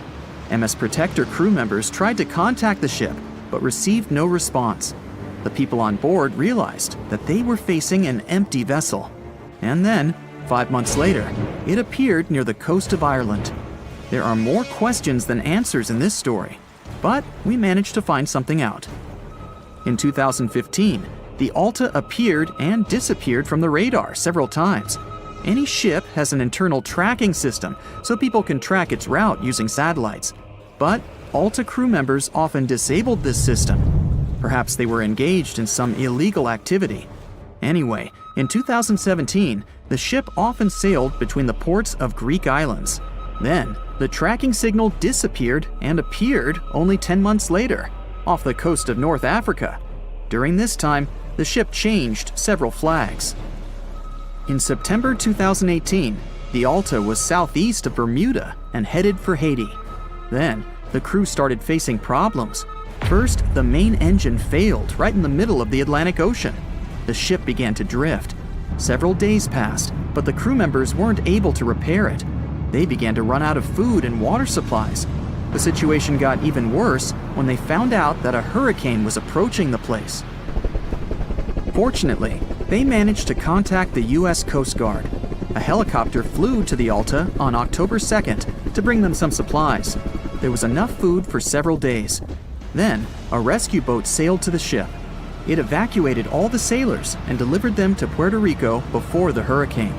The Alta had to drift alone in the ocean. After a while, another ship approached the Alta to tow it to the shores of Guyana. But at this moment, everything went wrong. Someone stole the boat, disabled the tracking system, and sailed away in an unknown direction. After almost a year, the MS Protector found the empty Alta in the waters of the Atlantic Ocean. And then, 9 months later, the ship without a crew sailed to the shores of Ireland. How did it manage to travel across the Atlantic and get to the coast of Ireland? It's still a mystery. Maybe it was just luck. No one else saw the ship all this time. It was just covering huge distances, surviving storms. Who's the captain? What happened to the thieves? Who owns the ship now? One day, someone called the village administration and introduced themselves as the vessel owner. But that unknown person didn't provide any evidence.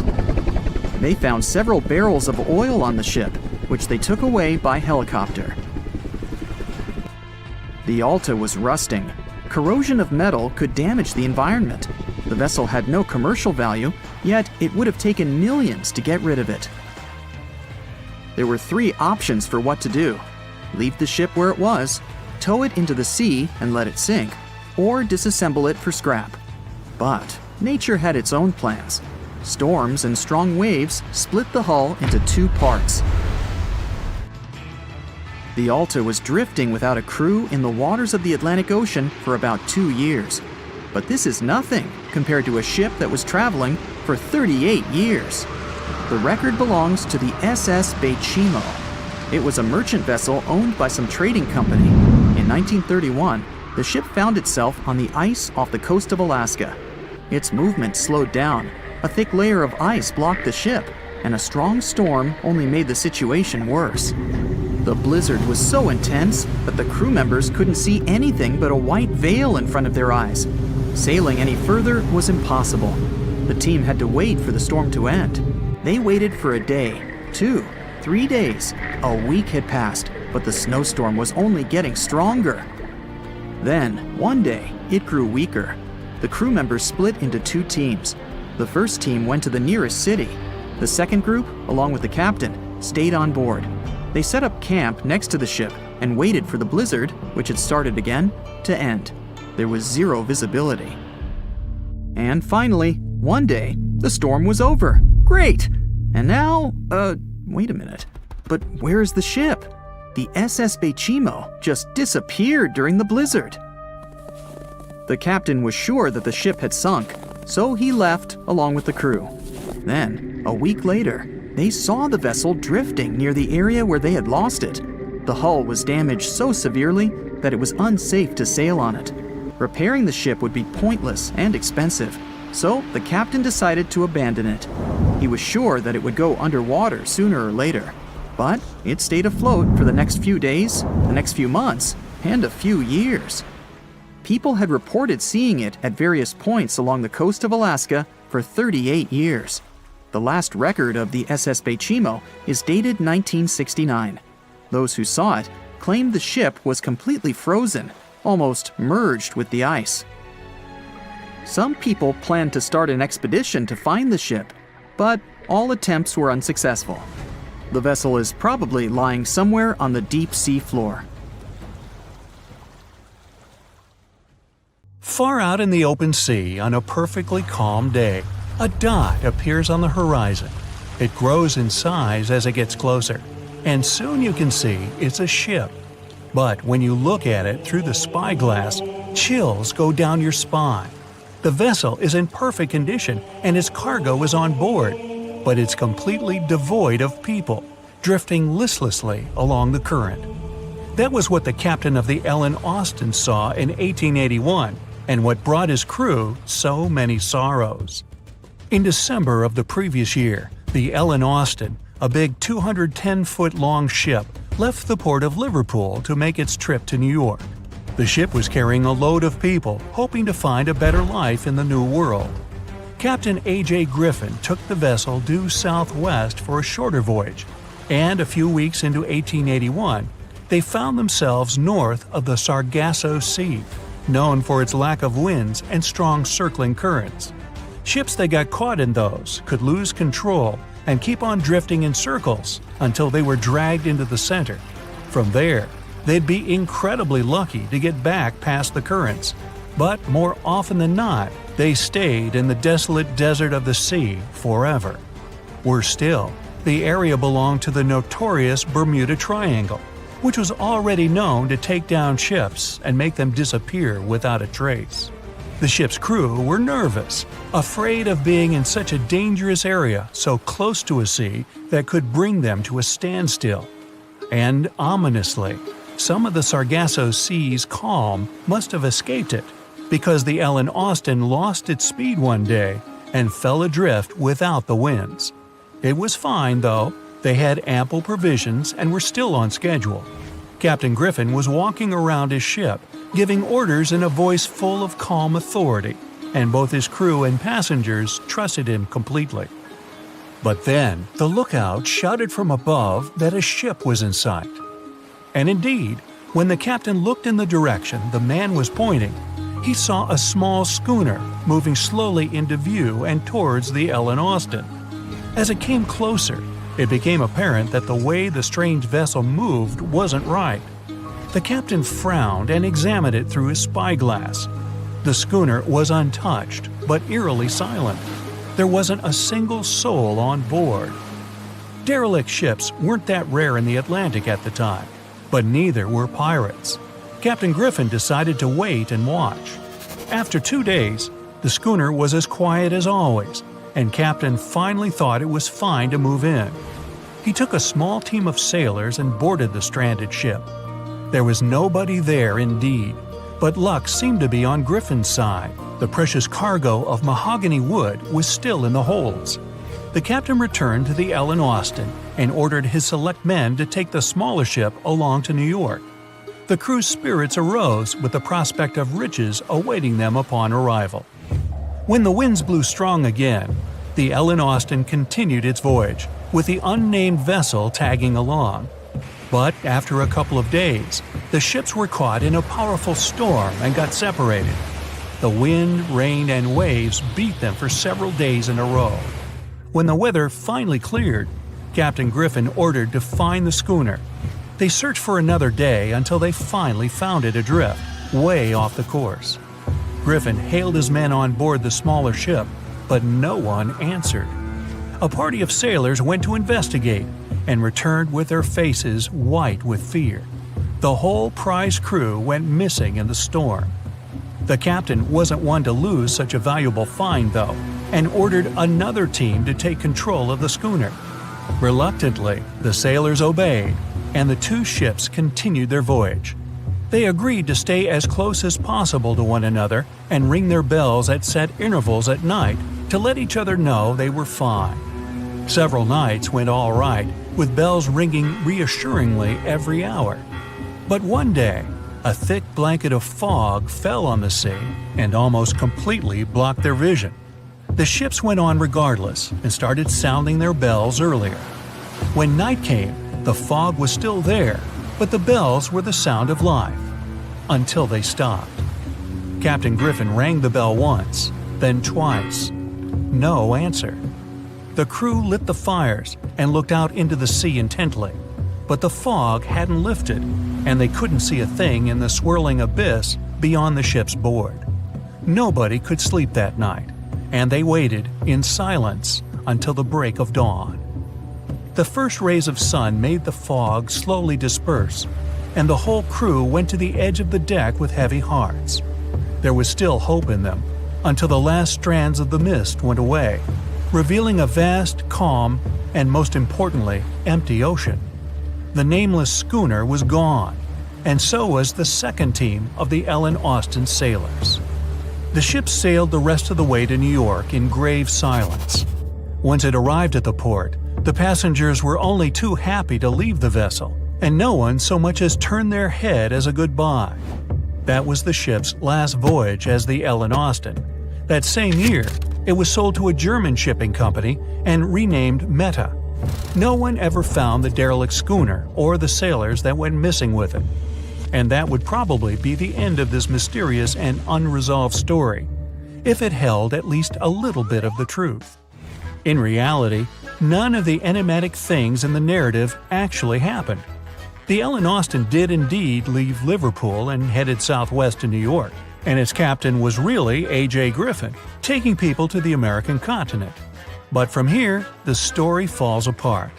First of all, the ship went way too far to the north to pass the Sargasso Sea so closely. There was simply no reason to make a detour so broad. Even though the westerly winds were strong, it was still faster to take them head-on than to go in a southerly direction. So the Ellen Austin was probably nowhere near the Sargasso Sea and the Bermuda Triangle. Secondly, the triangle itself has been proven time and again to be nothing but a work of fiction.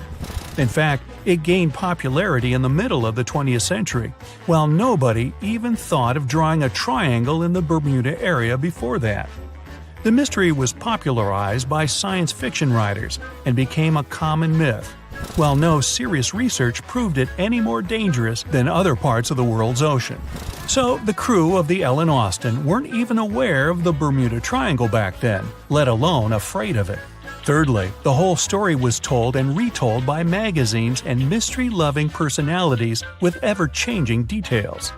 It first appeared in a newspaper in 1906 and already had the date wrong. The article said the voyage took place in 1891 instead of 1881.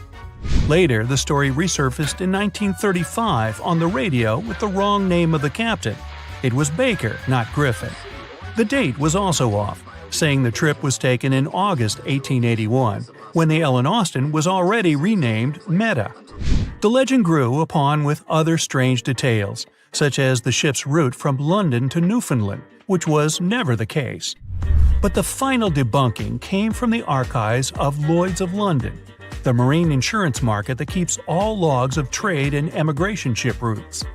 The documents there say that on February 1881, the Ellen Austin completed its cross-Atlantic voyage to New York without incident. Captain A.J. Griffin off-boarded the ship with all his crew hale and hearty and declared no loss of hands during the trip. The voyage took over 2 months because the ship had to fight strong westerly winds pushing it back towards Britain. The crew reported no strange encounters on the way, and the whole thing was as boring as could be. And even the passengers must have been smiling when they stepped on the American soil at last, unaware of the phony baloney story they were about to be a part of. Thick fog is rising over the ocean as the sun is slowly sinking towards the horizon. It's hard to see further away than a few dozen feet, but that's enough to notice a hulking, skeletal shape in the distance. As your ship approaches the figure, your heart beats faster, and then you make out the details of another vessel, abandoned by the looks of it. Ghost ships do exist, and their mysteries aren't always solved. Take MV Hoita, for example. It was a wooden vessel built in 1931 as a luxury yacht. It had served well to various people over 20 years before it was bought by a Samoan sailor and became a merchant ship. In 1955, though, Hoita's service came to an abrupt and mysterious end. On October 3rd, it set sail for another trading voyage that should have taken no more than 48 hours. Delays happen in the sea, so when Hoita didn't arrive on October 5th as scheduled, there was little worry yet. But then it failed to come on the following day too. There was no distress signal or any other sign of Hoita's presence anywhere between its departure and arrival points. A search and rescue party was dispatched to find the ship, and for 6 days, they were scouting the area of nearly 100,000 square miles. On October 12th, the mission returned to the base empty-handed. Hoita vanished without a trace. It was only a month later that another merchant ship, Tuvalu, noticed the missing vessel far away from its route, drifting in the open sea and listing heavily. The sailors boarded the ship and found that all of its crew and passengers, 25 people total, were missing, along with all the cargo the vessel had been carrying. The radio was tuned to the International Distress Channel, meaning that the crew had been trying to ask for help, but they couldn't reach anyone because the radio cable had been damaged, limiting the range to 2 miles. The lifeboats were missing as well, indicating that people on board must have left the ship. Unfortunately, they seem to have taken the logbook with them, leaving the rescue team clueless as to what had happened. Even today, the mystery of MV Hoita hasn't been solved yet. No one knows where the crew and passengers had gone and what had caused them to leave. SV Carol A. Deering wasn't a ghost ship in the usual sense of the word. There are no sightings of it in the open sea. Instead, it was found on the shore, but the circumstances of it running aground are a puzzle shrouded in mystery. Carol A. Deering was built in 1919 in Maine, and it was a large vessel made for commercial voyages. Unfortunately, despite its large cost of construction, it had only served for a year before its last trip. July 19, 1920. The ship was traveling from Puerto Rico to Rio de Janeiro via Newport News to deliver a cargo of coal. It was almost halfway to the final destination when the captain fell seriously ill, and the crew turned back to drop him and his son off and replace the captain. The voyage went without incident, but when it came to Barbados in December to resupply, there were strange moods among the crew. The first mate didn't seem to be happy with the new captain. No one paid much attention to it back then, when they probably should have. The last sighting of Carol A. Deering at sea was on January 28, 1921, when a lightship noticed it off the coast of North Carolina. There was some commotion on the quarterdeck of the ship, where the crew were normally not allowed. Then, another vessel sighted it, but there was already no one on the decks. On January 31st, the merchant ship was found hard aground in the Diamond Shoals, a site notorious for numerous shipwrecks that had been occupying there for centuries. When the search and rescue party boarded the ship, they found it abandoned, the log and personal belongings of the crew gone, along with the 2 lifeboats. There is still no answer to what happened on board of Carol A. Deering that January, although the most popular version was mutiny. Maybe we'll never find out the truth though. SS Bayimo is perhaps one of the most notable ghost ships in history. This large cargo steamer was built in 1914 in Sweden and plotted its way dutifully over 16 years, trading provisions for pelts with native tribes of Alaska and Canada. But then, on October 1st, 1931, Bayimo got caught in pack ice. At first, it seemed the crew would be able to wait it out and continue on their route because the ship broke free in a couple of days. But in less than a week, it became caught again, this time for good. In another week, a rescue party was sent to fetch 22 of the Bayimo's crew, while another 15 remained behind to wait through the winter if necessary and get the ship back.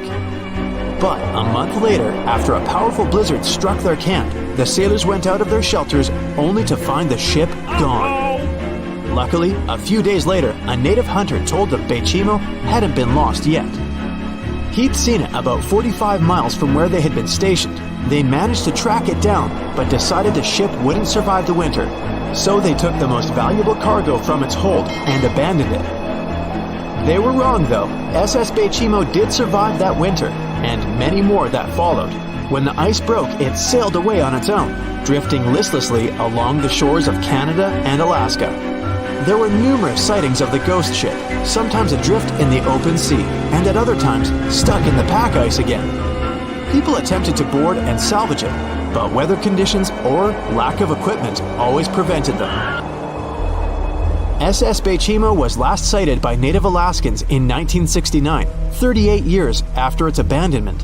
What became of it later remains unknown. The story of SS Orang Medan is one of the most puzzling and harrowing ghost ship stories of the 20th century. No one even knows for sure if the ship even existed in the first place. It wasn't recorded in Lloyd's Shipping, the International Register of Ships, which makes it either a tall tale or a vessel that avoided being officially recognized for some shady reasons. In any case, the accounts as to what happened to the Medan vary. According to most reports, it was carrying some unknown cargo in the Indonesian waters when a distress call was received by another ship in the vicinity. The officer on duty heard an SOS message, but its contents are different depending on the accounts. The message did not repeat, and the crew of Medan didn't answer to any attempts to contact it back. The ship that received the distress call hurried to the rescue, but they only reached the vessel the following day, when it was already drifting and slightly listing. When the rescuers boarded the ship, they found that none of the crew had survived. However, one lifeboat was missing, which implied that there was at least one crew member who managed to escape. What happened to the rest of the people on board remains a mystery to this day. Still, there are no hard facts about this story, so we might never find out whether SS Orang Medan was actually a ship and not a thing of fiction. SV Zabrina was a 3-mast sailing barge built in 1873 for river trade ships in South America. She served for well over 4 decades, proving to be a sturdy and reliable ship. It was later transferred to Europe, where it continued serving its purpose well. But then, in October 1917, Zabrina set sail on a regular voyage only to be found ashore several days later. Mysteriously, although the ship was perfectly intact, the entire crew of 5 and the captain were gone.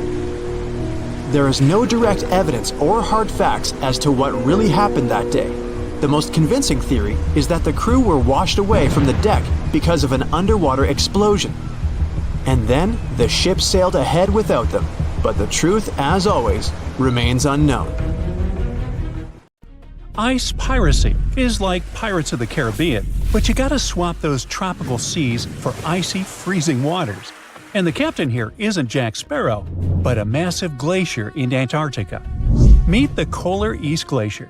Its calm, sparkling surface might look innocent, but don't be mistaken, it is a pirate, and a pretty skilled one too. Instead of gold, it's been stealing ice from its neighbors at record speed, and scientists can't believe what they're seeing. So, what exactly is ice piracy? Arr! This is a strange kind of glacier movement, where one glacier starts taking ice from another nearby. Instead of minding its own business and slowly sliding toward the sea, it suddenly changes course and begins pulling ice that used to belong to its neighbor. The pirate glacier speeds up, the victim slows down. The problem is that the balance of ice in the region might get completely thrown off.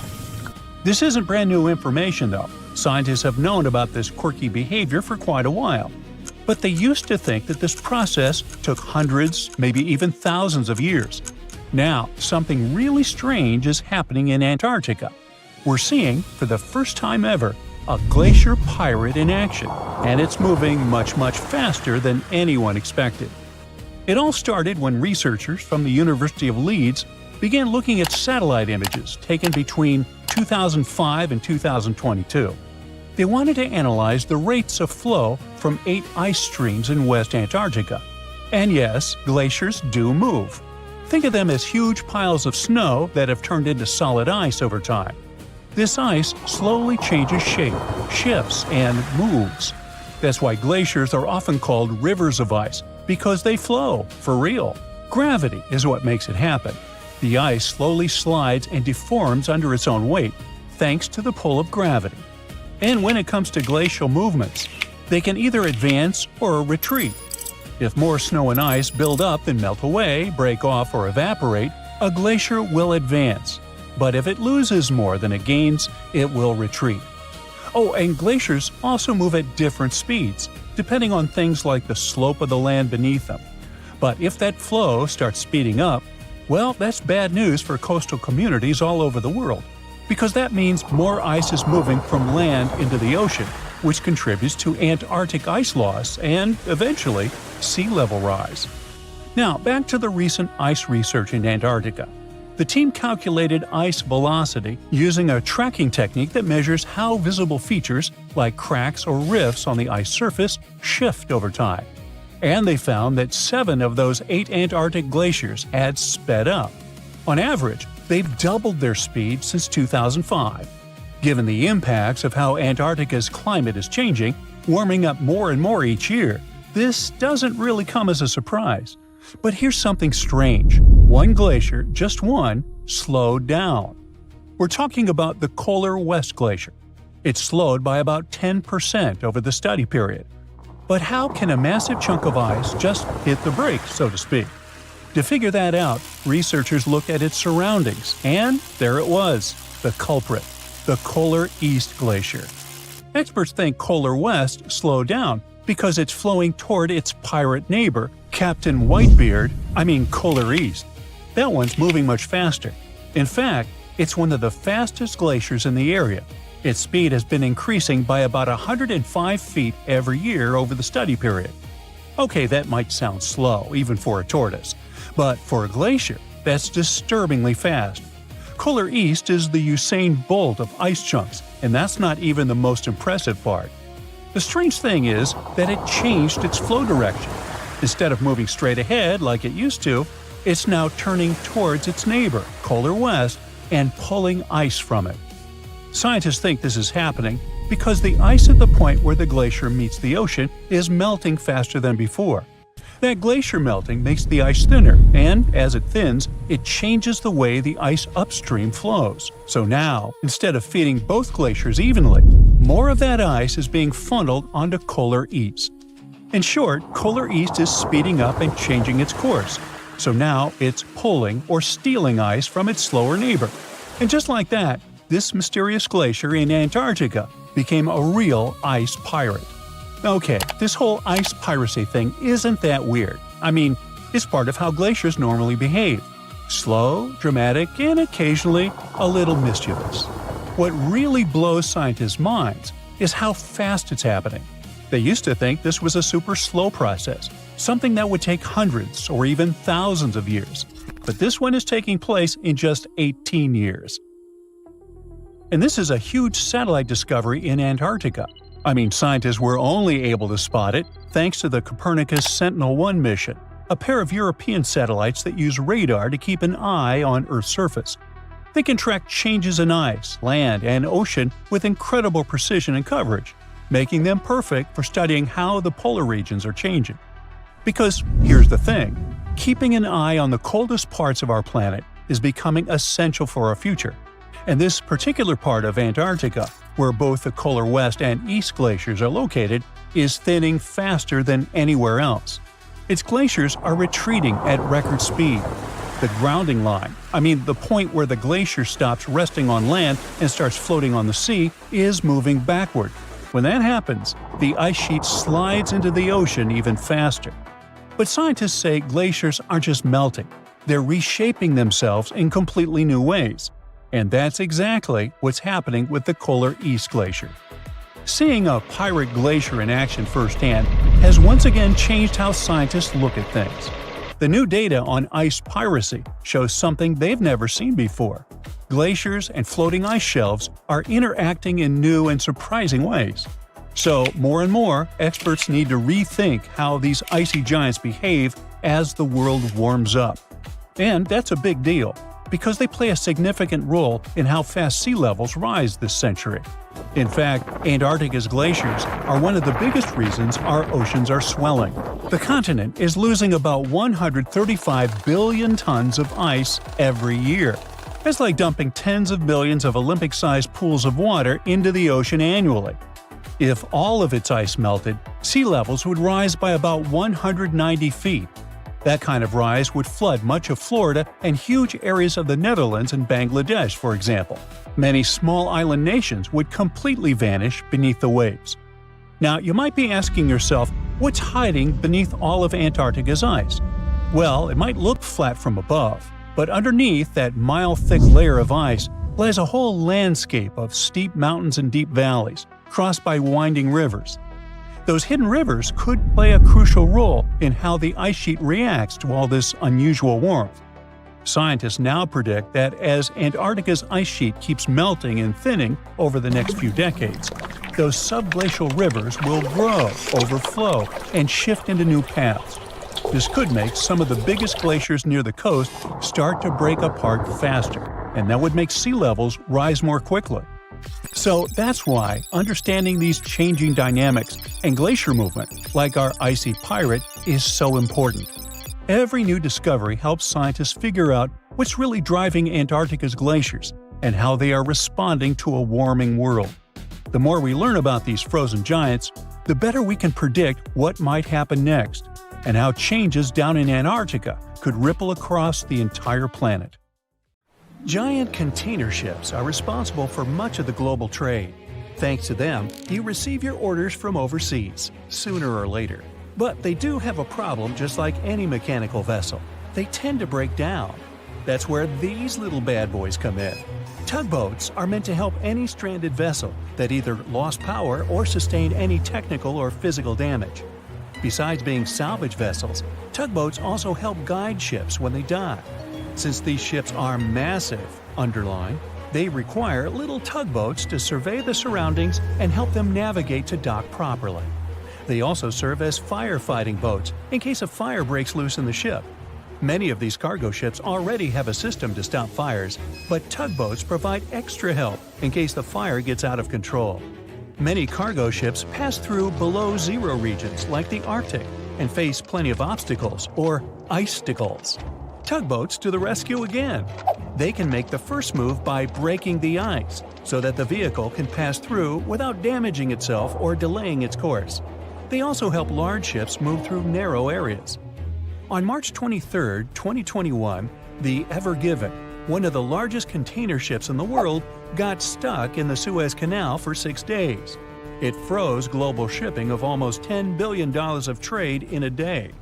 The Suez Canal is one of the most important routes for trading, but happens to be quite narrow for its purpose. To put that into perspective, it's like the Empire State Building getting lodged in the middle of a busy freeway. So, if you were wondering why your delivery was late during that month, it's probably because of that incident. The bottom of the ship nearly touched the floor of the canal. In the early morning of March 23rd, the weather was acting up. It was getting worse and worse, with the wind picking up to around 45 miles per hour. Those were some terrible weather conditions for navigation. That should have been the first red flag, but the Canal Authority didn't have a system for monitoring weather conditions or warning ships about them. The captain, Krishnan Kantavel, ignored the signs and decided just to go with it, not knowing the perils and the consequences ahead. The Egyptian pilots that were assisting with the navigation failed to provide proper instructions. As a result, the ship became jammed diagonally, essentially blocking the whole canal. The canal authorities didn't provide tugboats for some reason, which is why it was stuck for 6 days. Things were so bad, they had to bring excavation diggers to remove some land for the ship to properly turn back to normal. So, these little tuggers are really important for world trading to work. The vessels are getting bigger and bigger, with the world depending on import and export more than ever. They're built for going long distances rather than maneuvering in tight spaces and corners. The tugboats are surrounded by a material that won't scratch or damage the vessel, kind of like bumper cars at the carnival. They can either push or pull. But one thing's for sure, more than one is needed to help a ship get back on its aquatic feet. Ships don't have a lot of water passing over the rudder for them to turn quickly, and they risk damaging the engine if they push it too hard. They can either tow it directly or indirectly. The tug is pulling the vessel either in front of it or from side to side. They can also push it from one side to another. These tiny boats are like ants compared to giant ships. Their success secret is that they're floating on the water, which means there's no solid foundation for them to struggle. As a result, pushing and pulling is easy. Many newer tugboats have 2 large diesel-powered engines. There are also some electric models which are good for the environment and still do their job well. Shipping boats in general are better for the environment than trucks and planes, but are slower. Shipping vessels mainly carry food, clothing, electronics, furniture, and my stuff. The biggest ship can carry the Eiffel Tower on its back like it's no big deal, although getting it over to the ship would be. They're 1,000 times more powerful than a regular car. If all the containers in the world were arranged in a pile, it would cover half the planet. If you ever walked on a beach in the 90s and saw what appeared to be a rubber ducky, you were dreaming. In 1992, a shipping crate holding 28,000 rubber ducks was lost at sea while journeying from Hong Kong to the U.S. They say it fell off the ship and has been around the world's oceans for more than 20 years.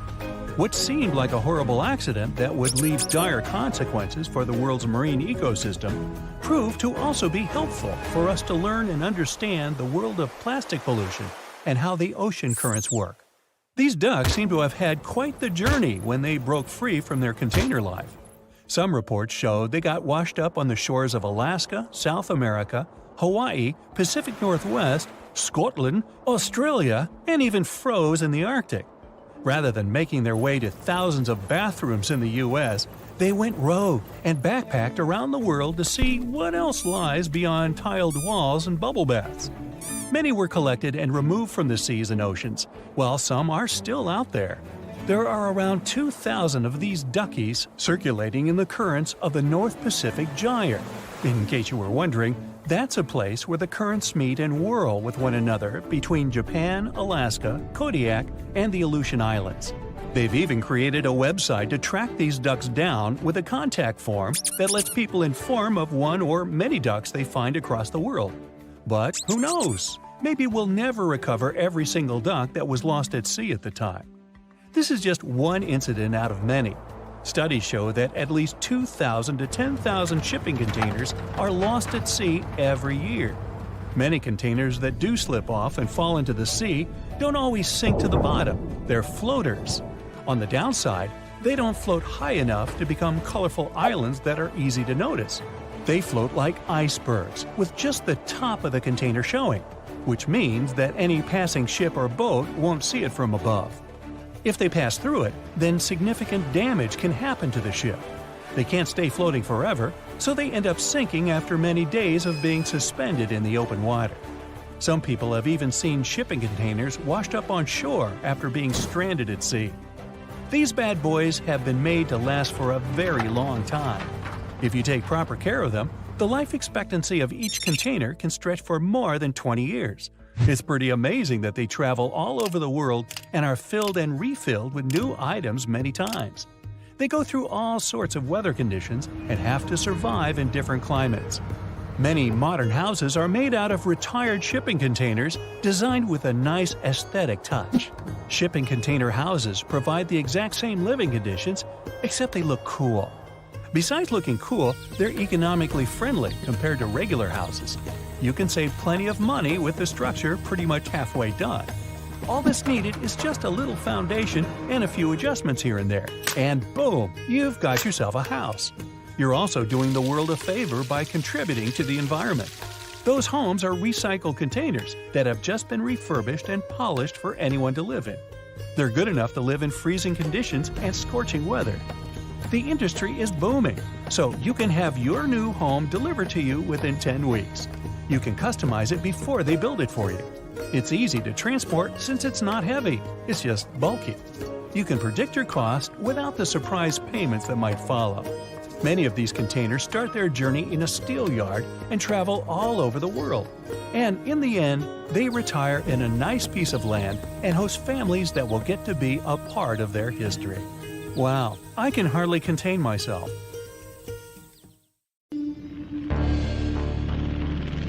In 1945, 5 TBF Avenger aircraft took flight for a routine training exercise around the Bermuda Triangle. In the middle of the exercise, the planes were struck by intense rain and heavy winds, despite the clear weather forecast. The pilots became extremely disoriented and radioed the base to report that their navigational equipment had stopped working. The last thing the base heard was, "When the first plane drops below 10 gallons, we'll all go down together," and then static. The 5 planes and their 14 crew members were never seen or heard from again. On his very first voyage to the New World in 1492, Christopher Columbus sailed through the Bermuda Triangle. Columbus reported that one night when he was on the deck of the ship, he noticed a giant light appear in the distance, unlike anything he had ever seen before. Columbus looked at his compass for direction, and it gave off erratic readings. You might have noticed that the Bermuda Triangle doesn't appear on any world map. This is because official institutions refuse to acknowledge that the area actually exists. A popular theory suggests that rogue waves are responsible for the many disappearances. Rogue waves are called extreme storm waves by scientists. They occur when different weather patterns take place at the same time and cause large unexpected waves. Witnesses say that the waves look like giant walls of water. These waves could explain why ships go down fast and without leaving any trace. The Bermuda Triangle is home to some pretty intense and unexpected weather. Storms build up quickly and unexpectedly, then disappear soon after. If you blink, you might miss it. This could explain why few distress signals are issued. Pilots and sailors never saw the weather coming. No one knows exactly how many ships and planes have disappeared in the Bermuda Triangle. The rough estimate is 50 ships and 20 planes. Most of the time, the disappearances had no explanation and no wreckage has ever been left behind. Another bizarre theory trying to solve the Bermuda Triangle mystery comes from Charlie Berlitz. He insists that the area is home to the lost city of Atlantis. The missing ships and planes and malfunctioning equipment, according to him, were all caused by rays of energy let out by the special energy crystals that power Atlantis. While this sounds silly, Berlitz's theory was convincing enough that over 20 million people bought his book worldwide. In the year 1800, a large sailing vessel called the USS Pickering departed from the U.S. on its way to the West Indies. The ship sailed into the Bermuda Triangle along with its 90-man crew and was never heard from again. The USS Pickering was the first ever confirmed ship to vanish in the Bermuda Triangle. It's believed that the ship was taken out by a storm, but because no wreckage was ever found, we'll never know for sure. When the TBF Avenger planes went missing, a massive search operation was conducted. Boats and planes searched the Bermuda Triangle for any signs of the aircraft. One of the boats searching was a PBM-5 Mariner airboat. The airboat took flight at 7:27 p.m. and called in a routine radio message 3 minutes later. Then, it was never heard from again. No trace was ever found of the rescue airboat or the 5 Avenger aircraft. An enormous investigation was launched into the disappearance of all these vehicles. but nothing was ever discovered. This particular area of the ocean is one of the most heavily traveled shipping routes in the world. Some skeptics believe that this fact solves the mystery. Statistically, the busier the area, the higher the frequency of accidents and disappearances. While this makes sense, it's not the frequency of disappearances that's responsible for the mystery of the Bermuda Triangle. It's the lack of explanation or wreckage found. On the ocean floor, decomposing organisms let off large concentrations of methane gas that gets trapped under the water. This gas can build up until, boom, it ruptures. The gas surges up to the surface and erupts. If a ship was in the area of one of these ruptures, the water would become much less dense and cause the ship to sink rapidly and without warning. Scientists believe this could be the cause of the many disappearances in the Bermuda Triangle. While this theory makes a lot of sense, it doesn't seem too likely. The U.S. Geological Survey has stated that no large releases of gas are believed to have occurred in this area for the past 15,000 years. The ocean floor is made of rocks containing a lot of magnetite. It's more like iron. Magnetic fields react to high concentrations of magnetite on the ocean floor, which may start a sort of conflict between the two. It can often lead to various weather anomalies and, as a result, navigation issues. And, naturally, any changes in the ocean floor or the Earth's magnetic fields influence the Bermuda Triangle a lot. Since the magnetic field is constantly moving, it might be also taking the Bermuda Triangle with it. Now that people know where the triangle is, it's easy to avoid it. It supposedly moves eastward together with the magnetic poles, but scientists still can't answer where exactly it will be in a couple of years. Some people blame all the disasters on the extraterrestrial paranormal activity. Others suppose it's all about raging natural phenomena. There's another triangle in Lake Michigan. Just like the one near Bermuda, the Michigan Triangle got its shady reputation for some disappearances. The first recorded one dates back to 1679. A large vessel, one of the largest of that time, set out on an expedition. Yet once it got in the sinister triangle, it never came back. Much later, an aircraft disappeared in this triangle. The skies are usually very clear there, but back in 1883, some people witnessed abnormal things in the area. Some claim to have seen large blocks of ice falling from the skies, and the crew even managed to save one as hard proof. Meanwhile, the Pacific Ocean Mystery Area is another sinister triangle. Off the south coast of Japan, not far away from Tokyo, there's a sea where plenty of ships met their doom, disappearing without a trace in these waters. They call it the Devil's Triangle. Some scientists believe the cause of anomalies is the environmental changes. Also, there's a really high concentration of methane hydrates on the bottom of the ocean in the Pacific Triangle area. You're deviating from your original course and sailing in the wrong direction. There's the Caribbean Sea near the triangle, peppered with small islands. The seafloor here isn't deep. The ship can get in shallow waters. And now the ship is stuck on a shoal, and you have no idea where you are. If this were the 21st century, the ship's captain would be able to reach the shore using GPS and other modern navigation. But the most interesting thing is that the compass would work correctly this time, since the magnetic North Pole hasn't already coincided with the true one for a long time in the territory of the Bermuda Triangle. The agonic line is somewhere far away from here.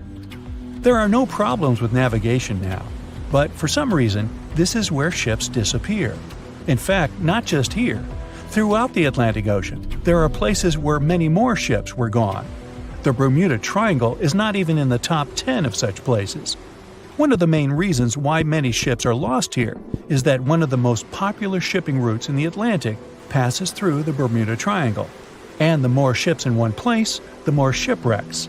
Simple probability. Then, it just starts getting weird. Other theories say that there's a space-time rift in this region. Ships and planes fall into this rift and end up in the past or the future.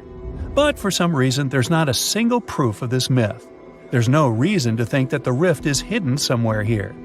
The base of an extraterrestrial civilization is located in the Bermuda Triangle. Visitors from other galaxies steal sea vessels along with the crew, so no one finds the wreckage of the ships. This is also a popular myth that has no scientific justification. The Kraken lives somewhere in the triangle. It's a huge squid that sinks ships and also is a legend that sailors tell each other. However, gigantic squids live in the depths of the ocean. They can grow to the size of half a train car, but no cases have ever been recorded where they sunk a large vessel. And in the area of the Bermuda Triangle, they have never ever been seen. People in the past didn't know about the existence of these creatures, so when they saw them for the first time, they described them as huge, terrible monsters. Giant squids are some of the most elusive creatures on Earth, and scientists had to use sonar equipment to find them. They don't like to leave the dark depths and are likely to be afraid of the sound of any ship. So, that should squash the squid as a suspect. The plane broke into 3 large pieces and crashed onto the hillside, scattering parts all over the snowy ground. The wings ripped off, and the main body of the aircraft split into 2 parts. Flames crackled from what was left of the airplane. 7 out of 9 crew members survived the crash. They were all part of the 1946 U.S. mission to map the Antarctic continent. There were 13 ships, 23 aircraft, and 4,700 people to do the job. They only had 2 months of summer down there before the weather got too bad. USS Pine Island took 3 seaplanes on their mission. One of the planes, called George 1, had a crew of 9 people. They went on their first 10-hour mission. Later, when it was time for the second flight, the weather got worse, with stormy seas and low visibility. But they decided to take the chance and fly anyway. It was supposed to be an epic adventure, and even the captain of Pine Island joined the expedition. The pilot, Ralph Frenchy LeBlanc, was very experienced and not worried about the weather. The plane was tied to some small boats, but the waves were so strong that the lines holding it were damaging the plane's metal body. Crew members had to attach 4 special rocket boosters, called jet-assisted takeoff bottles, to help the plane lift off. It managed to do so after a run of about 5 miles, but got straight into a blinding snowstorm. James Robbie Robbins was just 19 years old back then, but already had 1,500 hours of experience as a radar operator in that type of seaplane. He once successfully flew 9 hours through thick fog and clouds in Greenland, so he trusted his abilities. The radar showed a mountain range 20 miles ahead and icebergs spread out, and it was all correct. They had to stay low to take photos for mapping, and it was impossible in bad weather. So the pilot decided to turn the plane around to head back to the ship. Suddenly, the plane hit something. At the time, they didn't know what it was, but later they realized it was a snow-covered ridge that was hidden and couldn't be seen on radar. The loud bang shocked everyone on board. The pilot and co-pilot quickly pushed the plane's controls to try to lift it back into the sky. But just a few seconds later, the fuel tank in the front of the plane blew up. Collapsing with a ridge likely cracked one of the fuel tanks, so the gas started to leak. The fumes from the gas might have been set on fire by an electrical spark or the plane's hot engines. The blast was so strong that it broke the plane into 3 parts. The pilot was hurt and stuck upside down in the burning front part of the aircraft. Some of the other men were also badly injured. Some crawled out of the wreckage, and others had been thrown out into the snow during the crash. Most of them couldn't even remember the bang or the impact. The crew managed to pull the trapped pilot out of the wreckage and put him into a sleeping bag inside the back part of the plane. They also tried to help Frederick Williams, who was severely injured. They placed him on a piece of debris to keep him still and wrapped him in blankets to keep him warm. Unfortunately, even though they did their best to take care of them, Williams passed away a few hours later. Sadly, the navigator and the radio man didn't survive the crash either. 3 crew members had only 1 blanket, so they took turns staying in the middle where it was warmer. For the first 3 days, the weather was really bad. It snowed a lot, and the sky was super dark and cloudy. The crew started looking through the wreckage for anything useful. Near what used to be the back part of the plane, they found 3 big boxes of pemmican. It's a kind of emergency food that has everything you need to stay healthy, but it's not the most delicious food on Earth. Each box had about 100 paper cups filled with this special food. They also found better food in the flight rations. There were steaks, potatoes, canned veggies, bread, butter, salt, pepper, sugar, canned milk, a few cookies, and even 2 big cans of peanut butter. They had enough food to last for a while, and they figured the pemmican would help them get through the long, dark winter if necessary. All of the fresh food was hidden in the snow, where the kitchen used to be, so they had to dig it out. They got most of the sugar by licking it off the snow and separating it by taste. The crew also found a small 2-burner stove in the emergency supplies, but they didn't have any fuel.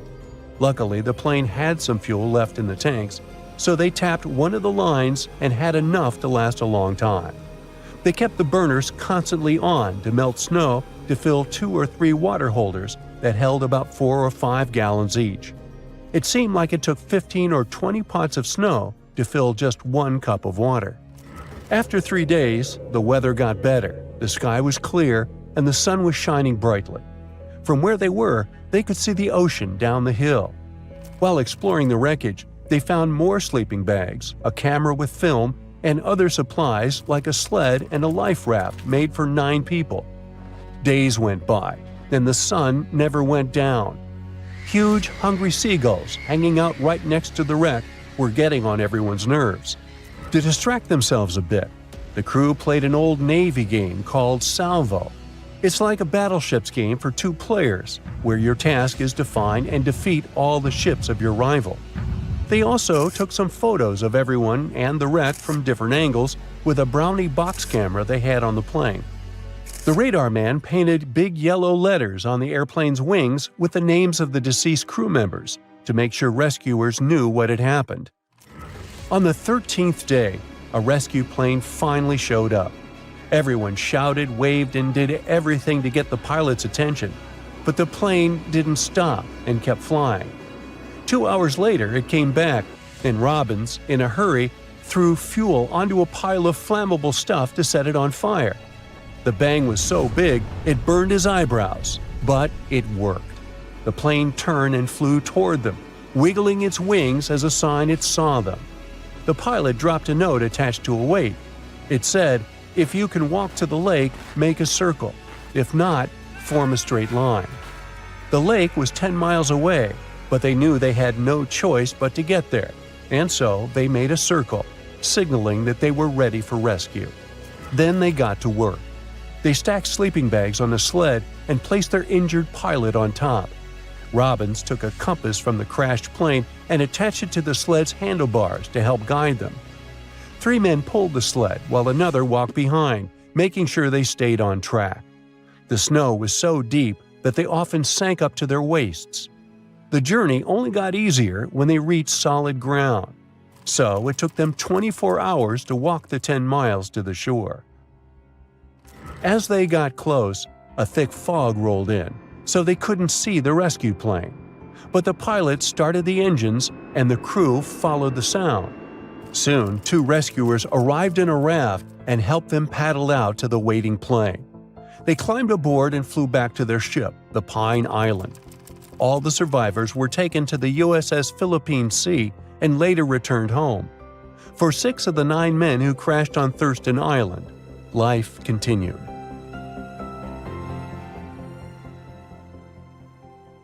The year was 1854, and the SS Arctic, the fastest passenger liner of its time, set out to cross the Atlantic.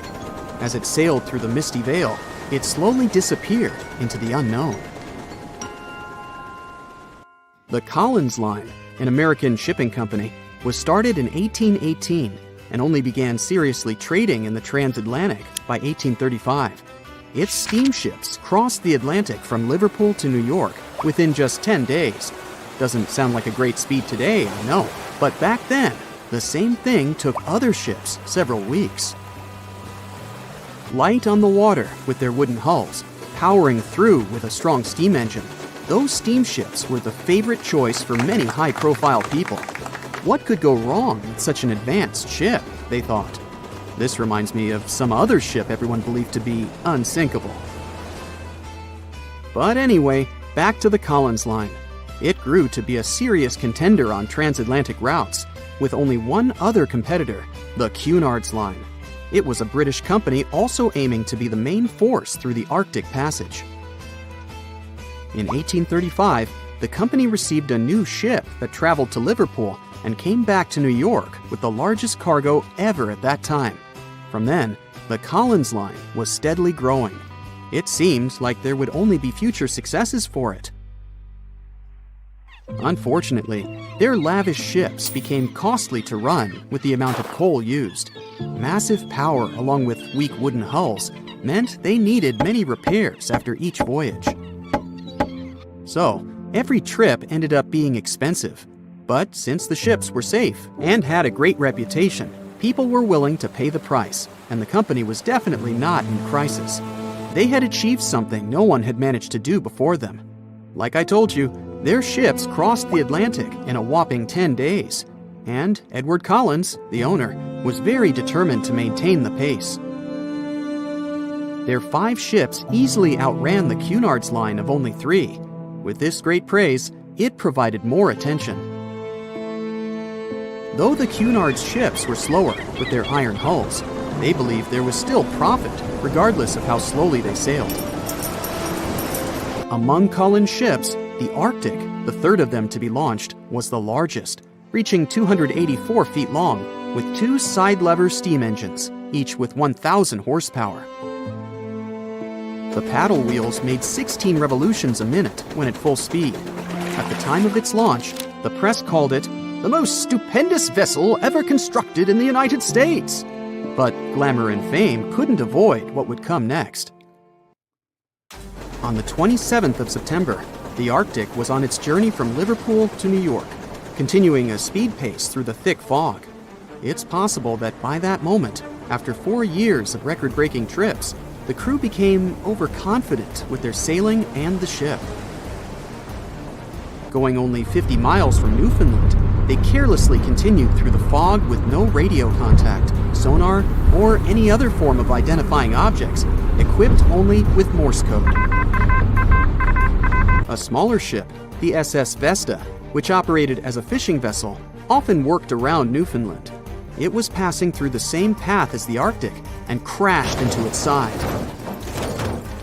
Shocked by the collision, the captain of the Arctic offered help to the much smaller Vesta, but it was soon clear that the damage that seemed minor on the Arctic was far worse.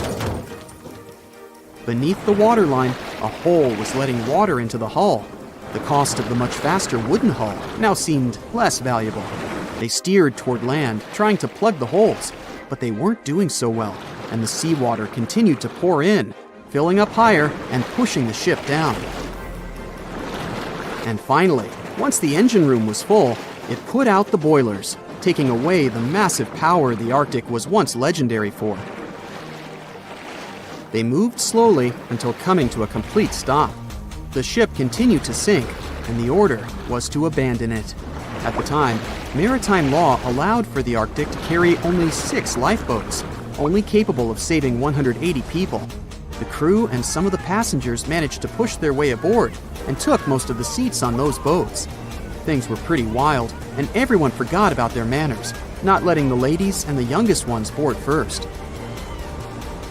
It took 4 hours for the Arctic to sink. 150 crew and 250 passengers were on board. Those that weren't able to find a lifeboat made a desperate attempt to build their own rafts from parts of the ship. 2 days later, only 3 boats made it safely to the shore. The other 3 were never found. Believe it or not, the rescue party also saved some people that had been clinging to the wreckage for 2 days. Unlike the crew, the captain went down with the Arctic, but amazingly survived. He would be only one of 85 people that made it out of the 400 on board. When the news arrived 2 weeks later, the public responded with great sadness to the losses. Great anger soon followed towards the poor safety measures and the crew. The press published demands to change the laws for more lifeboats. It only made sense to have enough for every person on board a ship. But they ignored those requests. This neglect would lead to more disasters in the future. Enough lifeboats would only come into maritime law some 60 years later, after the disaster of the Titanic. Edward Cullen's wife and 2 children were also aboard the ship and didn't return. He was heartbroken, but didn't stop running his business. The Collins Line still had a reputation to uphold, the biggest, fastest, and most luxurious on the Atlantic. Edward Collins would now build an even better ship than any other. It was named the Adriatic, and it was the largest ship in the world, 354 feet long. With 2 alternating steam engines that had never been built of this size. These steam engines at the time were at the height of engineering, though today you can only see them in models and toys. With the new addition of 2 masts, the Adriatic would also be able to sail if needed. Luckily, they made some lessons from the disaster of the Arctic. But before their new ship, the Adriatic, was built, another disaster had occurred. The sister ship of the Arctic had also sunk. They believed this second ship was desperate to stay in front of the Cunard's Line and hit an iceberg somewhere during the race. This weird contest took the lives of 141 people. The desperation of Collins and his weakly built hulls pushed the company towards bankruptcy in 1858. The newly built Adriatic, costing over $1 million, had only made one voyage in the end. And even that voyage was considered a disaster. The ship collided with a tugboat. It still managed to finish its maiden voyage at a suitable time. After the company had gone bankrupt, they had to sell the ship for only $50,000. They removed the great giant engines, replacing them with only sails.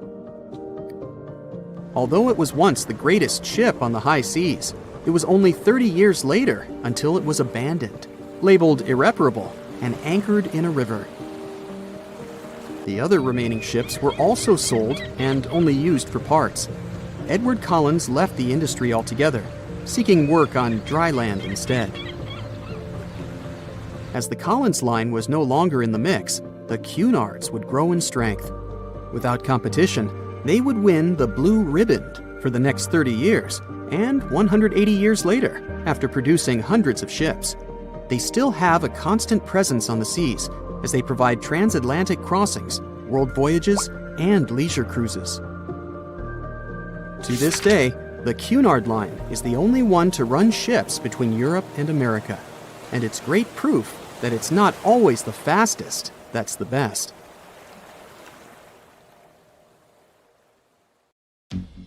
So what comes to your mind when you hear the word Antarctica?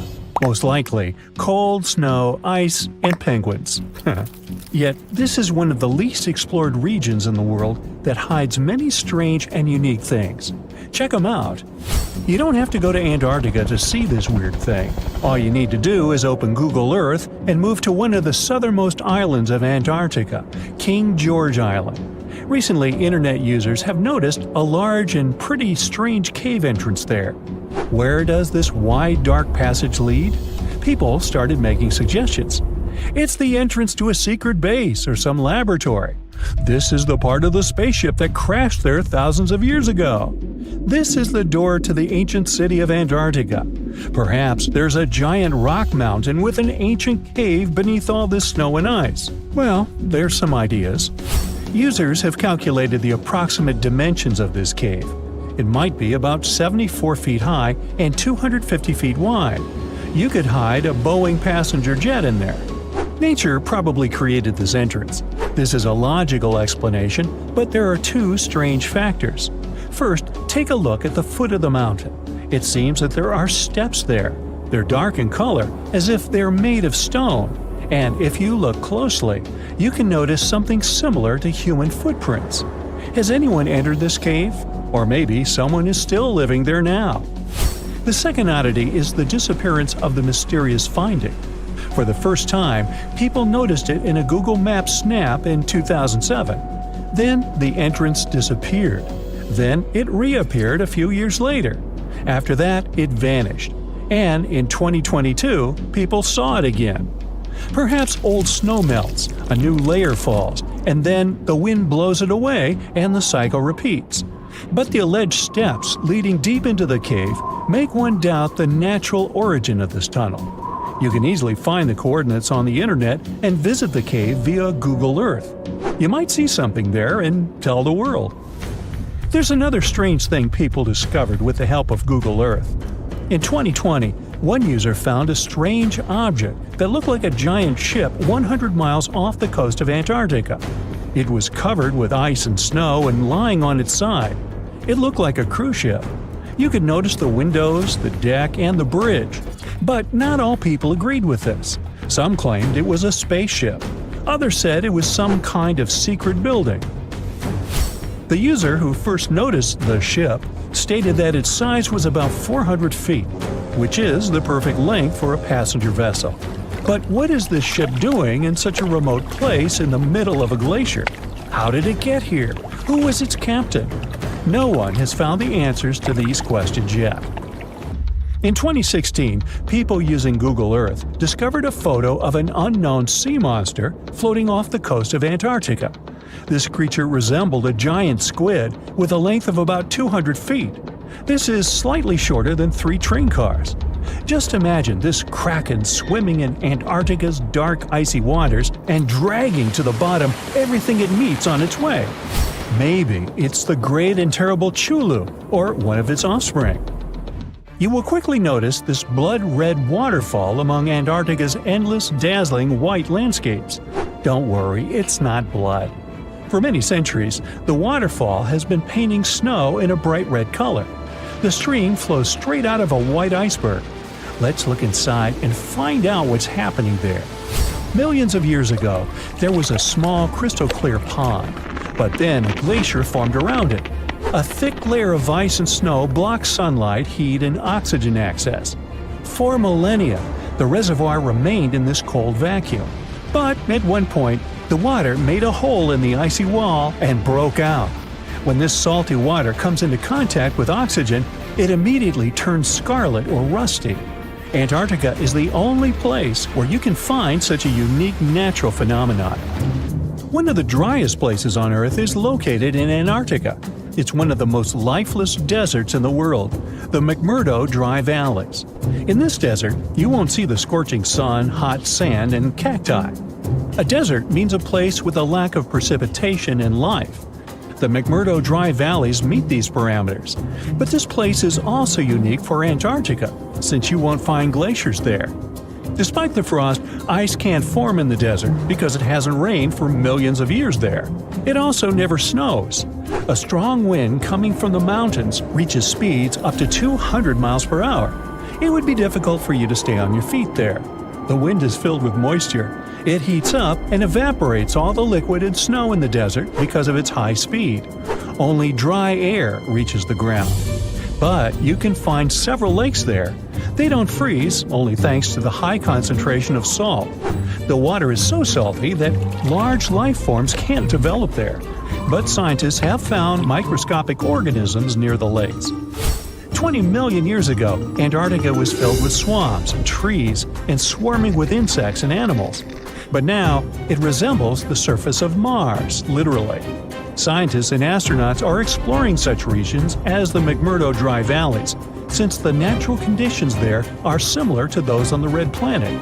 So, before you go to Mars, you can practice living in similar places on Earth. Also, scientists discovered an underwater world in the Antarctic filled with hundreds of amphipods, crustacean animals similar to shrimp. Wait a minute, it happened in the Antarctic? But the McMurdo Dry Valleys are located in Antarctica. Well, the words are very similar, but what is the difference? Oh, and don't forget the Arctic. The Antarctic is the region in the southernmost part of Earth that houses the continent of Antarctica, and the Arctic is another land altogether. They have the same natural conditions, frost, ice, and snow, but they're located in different parts of the planet. The Arctic is at the North Pole, Antarctica is at the South Pole. Now, back to the discovery. Scientists put forward theories that the ice of the Antarctic hides a vast network of freshwater rivers and lakes. And in 2022, they found a new ecosystem. Researchers explored the Antarctic Ross Ice Shelf and its underwater rivers. This is a massive piece of ice floating in the ocean. A team from New Zealand used a special drilling rig equipped with a hot water supply to drill a hole 1,640 feet deep. That's more than the height of the Empire State Building. Then, they lowered some video cameras and saw thousands of crustaceans swimming in different directions. So it seems they're very unorganized. In the waters of the Antarctic, you can also meet some of the scariest creatures on the planet. These are sea spiders. They got this name because they resemble land spiders, but they're actually a species of marine arthropods. And unlike land spiders, those in the ocean are much larger. They look like 8 strong legs without a body. One such spider can be a dinner plate in width. Some of them have no eyes and have proboscises instead of jaws. Sea spiders are poorly studied because they live in deep, cold waters. Antarctica hides many little-known animals. There are long tunnels in its glaciers leading to scary darkness. On this cold continent, people have found the remains of giant dinosaurs and other ancient creatures, such as the ancestors of modern ducks. Many underground rivers and lakes hide unexplored wildlife. Even the ice here can be weird. Take a look at these striped icebergs. They have blue, black, green, and turquoise shapes. The color depends on the conditions of the water during freezing. For example, green lines appear because of algae. Blue ones form when the water freezes too quickly. Okay, I'm freezing. Time to go thaw somewhere warmer. Hawaii. Yeah. If I asked you to name the most famous shipwreck of all time, you'd go with the Titanic, right? The Atlantic Ocean, the hope for new life, heartbreaking love stories. It had it all to become a blockbuster. But I guess you've never heard of SS Princess Alice that submerged in the sewage of the River Thames, taking between 600 and 700 lives with it. Life in 19th century Victorian London wasn't easy, especially for working class folks.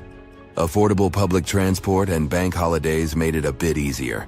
The people could escape to the coast on a train or pleasure boat, even if it was just for a day. Sheerness on the Isle of Sheppey in Kent started as a fort under Henry VIII and then grew into a bustling town with a dockyard. When they added a railway station in 1863, it became a prime destination for day trippers and holiday makers. Seaside promenades, charming piers, and a whole bunch of fun stuff to do by the sea. It had it all. A bit inland along the River Thames, you had the Rocherville Gardens. These gardens had archery lawns, bowls, mazes, lakes, cliff walks, and even a floral bazaar. Plus, there was an aviary, a bear pit, and a skeleton of a lost whale that had taken a wrong turn in the Thames. Londoners of the late 19th century could hop on a train or cruise along the Thames by boat, and both options were pretty popular. But on the 3rd of September, 1878, way more people than usual opted for the boat. They chose it over the railroad after a passenger train had collided with goods wagons in Kent, taking the lives of 5 people. The river felt like a safer way to go. One of the ships available for the trip was the SS Princess Alice. The paddle steamer was first launched in 1865 on the west coast of Scotland. Its original name was the Bute, and it was used as a ferry for the passengers of the Weems Bay Railway Company. A couple of years later, it was sold and renamed after Queen Victoria's 3rd child. Then, it was sold again and got the nickname the Shah's Boat, as it transported the Shah of Persia up the Thames to Greenwich in 1873. The ship had gone through several alterations in its lifetime. It got new boilers and watertight bulkheads. The Board of Trade had inspected it and marked it safe. In the year of its final voyage, it was officially allowed to carry up to 936 passengers between London and Gravesend in calm water. On the day of the tragedy, Princess Alice was on what was called a moonlight trip downstream from Swan Pier near London Bridge to Sheerness, Kent and back. The trip wasn't expensive, so most of the passengers were from the working class. There was also a musical band aboard to keep the spirits up. The 3rd of September was a bright day, and many families were happy they could catch some final summer sun rays and enjoy fresh sea air. The then owner of the ship, the London Steamboat Company, had several vessels working on the route. The passengers were free to hop on and off different ships. At around 6:30 p.m., after a beautiful day in the open, the SS Princess Alice headed back to Swan Pier. No one kept official lists of passengers, so we'll never know exactly how many people were on board that evening. But they say the steamer was close to its full capacity. As it got darker and cooler, many families decided to stay inside the saloon or in their cabins below. Some stories from the steamer sound like fate. The captain of Princess Alice let his steerer stay at Gravesend and replaced him with one of the passengers. John Ayres was a sailor but had little experience at the Thames or with a vessel like Princess Alice. Alfred Thomas Merriman, a chef from East London, had been offered to work on the steamer at the last moment. He was 30 years old and a father of 4, so he couldn't say no to extra money. At around 7:40 p.m., he was standing on the deck by the saloon door. By that time, Princess Alice had passed Tripcock Point and entered Galleon's Reach. The passengers could see the North Woolwich Pier in the distance. Many of them planned to disembark at that stop. And that's when Merriman noticed a huge ship carrying coal. It was Bywell Castle. This vessel normally carried coal to Africa, but it had just been repainted at a dry dock. Bywell Castle was going to Newcastle to pick up some coal and transport it to Alexandria, Egypt. The ship's captain, Harrison, wasn't too familiar with these waters, so he called in Christopher Dix, a seasoned Thames River pilot, to lend a hand, even though he didn't have to. The ship had a fancy raised forward part below the deck, and Dix couldn't quite see what was in front of him. So, they had a sailor on lookout duty. As they set sail from Millwall at the speed of 5 knots, 5.7 miles per hour, they tried to stick to the middle of the river, but other boats had other plans. When they were approaching Galleon's Reach, Dick spotted Princess Alice's red port light, headed their way, but planning to pass on the right side. At the same time, Grinstead, the captain of Princess Alice, was going against the river's flow, trying to find the smooth waters on the south side. He adjusted his course, steering into Bywell Castle's path. Both crews realized they were headed for a collision. Dix tried to steer clear and even ordered reverse full speed on the engines, but it was too late. The Bywell Castle collided head-on with the Princess Alice, which was much smaller, weighing less than a third of the 890-ton coal-carrying collier. It sliced the passenger steamer in two. As Merriman remembered later, laughter on board immediately changed into screaming and panic. Some people rushed to the bridge for safety. Merriman hurried to the captain, asking what to do next. The captain's response was grim. "We are sinking fast. Do your best." The ends of the steamer went high into the air, and the middle just sank, taking passengers with it. Those unfortunate ones who were below deck were tragically trapped. The impact caused tons of untreated sewage to gush from outlets near the collision site. The water became a frothy mess of unprocessed waste with a horrible odor. It was potent enough to make even the most resilient sailors retch. Amid the chaos, passengers struggled for life in the contaminated water. They inhaled lungfuls of hazardous waste without knowing. The crew aboard the Bywell Castle sprang into action. They dropped ropes from their deck, urging Princess Alice's passengers to climb aboard. Anything that could float, from planks to barrels, was tossed into the water to serve as flotation devices for those in need. Other members of their team launched a lifeboat, saving 14 people. Nearby boats, moored along the riverbanks, joined the mission, plucking survivors from the water. Many of Princess Alice's passengers didn't know how to swim, and it was even trickier for ladies wearing long, heavy dresses. Merriman was among the lucky ones who could swim. He first held on to a piece of wreckage, and then, when others got to it, swam away and caught onto a rope hanging over the side of the Bywell Castle. They managed to save around 130 people this way. Another survivor was Robert Haynes, who played in the Princess Alice band. He was fond of ships and had noticed the Bywell Castle a couple of minutes before the collision. He chose not to follow the rest of the band, who went downstairs for a break, and that saved his life. Princess Alice's sister ship, Duke of Teck, arrived 10 minutes too late to assist with the rescue efforts. Only 2 people who had been below deck or in the saloon managed to survive the collision. We still don't know the total count of lives taken on that day, but it's somewhere between 650 and 700. And what makes this story even more tragic is that it has been mostly forgotten. What is a boat doing in the middle of a desert? You would expect to find a seagoing vessel closer to shore. This is the question archaeologists had been asking for decades. In 1988, there was a storm near one of the most important archaeological sites in ancient Egypt. A wooden structure emerged from the sand. It was hollowed out by termites. Scientists were determined to solve its mystery. In 2000, they began excavating the site near Abydos, Ubidos. An American team of experts soon discovered a boat that was 70 feet long, and it wasn't alone. In total, there were 14 boats neatly resting next to each other. It was impossible to completely dig out the boats because of their poor condition. Luckily, the wood was preserved enough to get a sample. Analyses revealed that the boats were around 5,000 years old, the oldest fleet in human history to this date. The time of their construction predates the pyramids at Giza by half a millennium. Each ship of the fleet rested in a vault that matched its dimensions. The room was roughly a third of the size of a tennis court. It had mud brick walls that featured more than 120 drawings of boats. Ancient Egyptians incised them on whitewashed walls that were excellently preserved.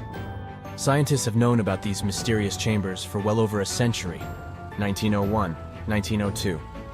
A British archaeologist, Arthur Weigel, stumbled upon a strange structure west of the River Nile. His team caught a glimpse of the interior walls. Sadly, a section of the roof collapsed, so they had to call off further exploration. Researchers abandoned the site, but its location remained on the maps. The boat's position first led scientists to think that they rested on a bank of the mighty Nile. But there was a problem with this theory. Today, the river flows almost 7 miles west of Abydos. Further studies of the surrounding terrain showed the Nile didn't change its course throughout history. Also, if the boats floated near a dock, they would be in unstable positions. The 14 vessels at Abydos were perfectly parallel to each other. There was only one conclusion possible. Someone had deliberately placed them like that. They must have gone through a lot of effort. Each boat had enough room for up to 30 rowers. These vessels could really float. They weren't models, but scholars still don't know if they actually sailed any body of water in ancient Egypt. This doesn't diminish the importance of the find. Previously, archaeologists found only small-scale models. In King Tut's tomb alone, there were 35 boat models.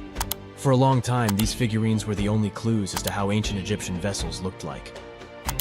The boat's design confirms that they were the real deal. They are the earliest surviving examples of something called built boats. Ancient people constructed primitive vessels by hollowing out large tree trunks. The alternative was reed that was tied together to form a raft. The boats at Abydos had planks tied together. This was a major breakthrough in shipbuilding. During their lifetime, the boats must have seemed impressive. Timber was a valuable commodity at the time. There was no wood in the desert. Cedar had to be imported from Lebanon. The only person who could afford such luxury was the pharaoh. Studying the area around the ancient fleet provided more answers. Scientists discovered a mud brick structure where Egyptians worshipped the pharaoh. Its approximate date of construction matches that of the wooden boats. The same bricks out of which this building was made were used to encase the fleet. At the time of their construction, the rooms they were stored in had a ceiling. That's the section that archaeologists stumbled upon in the early 20th century. Just like mummies and coffins, these marvelous ships rested inside splendid vaults. The exterior of these rooms was also impressive. The outer walls originally had a plaster of white limestone. It reflected sunlight. In the desert sun, the structure housing the boats must have shone from miles away. Ancient Egyptian builders used the same technique to cover the pyramids 500 years later. Today, their surface looks jagged, but it wasn't always like this. When they were constructed, the pyramids had a top layer of fine white limestone. Their surface was smooth and it gleamed in the sunlight. Instead of stairs, the outer layer of the pyramids was more of a sleek ramp. Archaeologists were left with one final question. Which pharaoh owned the fleet? The answer lay just a mile from the site. This is where the tomb of a pharaoh from the 5th dynasty rested, King Senwosret III. Its time and style of construction matched the ones of the chambers with boats. The very end of his rule might explain how the boats ended up in the middle of the desert. The pharaoh probably passed away in northern Egypt. Then his body was transported down the Nile to Abydos in a marvelous procession of decorated boats. The vessels were later lowered to chambers near the final resting place of their owner. This had a symbolic meaning. In the ancient Egyptians' belief system, ships played a key role. Their supreme deity was Ra. He traveled through the sky during the day in the form of the sun. At nighttime, he sailed through the netherworld in a solar boat. The pharaoh identified himself with Ra. That's why he needed boats in the afterlife. That was the only way to regenerate himself. Just as the sun rises every day above the horizon. This belief existed for thousands of years. The more famous Pharaoh Khufu also had a ship. Scientists found it in 1954 next to his pyramid at Giza. It is some 4 centuries younger than the fleet at Abydos, but Khufu's ship was almost 2 times longer. The Great Pyramid of Giza and King Tut's tomb are some of the most famous archaeological finds in Egypt. But there are many more secrets hiding beneath the endless sands of the Sahara Desert. Recently, 2020, archaeologists found a lost city there. They have labeled it as the most important discovery since King Tut's tomb, 1922. The city of Aten is some 3,000 years old. Historians hope it will give them a unique insight into the everyday life of ancient Egyptians. The famous archaeologist and Egyptologist Zahi Hawass proclaimed the site a lost golden city. Aten sits some 300 miles south of Egypt's capital, Cairo. It is close to the famous Valley of the Kings. Archaeologists first found sections of mud brick walls that spread out in all directions. They discovered complete rooms with tools of everyday life inside. The research team unearthed a bakery, a residential neighborhood, and an administrative district. They all date back to the time when the Egyptian civilization was the wealthiest in its long history. They were also the first to make objects from iron. In 1911, scientists found a set of iron beads near a village in Lower Egypt, El Gerza. These are the earliest known iron artifacts. The discovery is literally out of this world. Ancient people made them by beating into shape a piece of a meteorite. The 9 beads were once part of an ornate necklace. They are now blackened and corroded, which is perfectly normal for a piece of jewelry that is over 5,000 years old. They consist of an iron-nickel alloy. Researchers were impressed by the skill of ancient jewelers who processed the beads. Their craftsmanship is more impressive when you think that they didn't know the stellar origins of the material.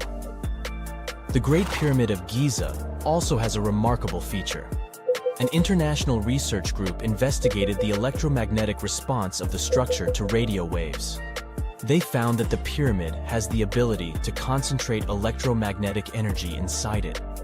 This occurred inside its chambers as well as under the pyramid's base. It contains an underground, unfinished chamber.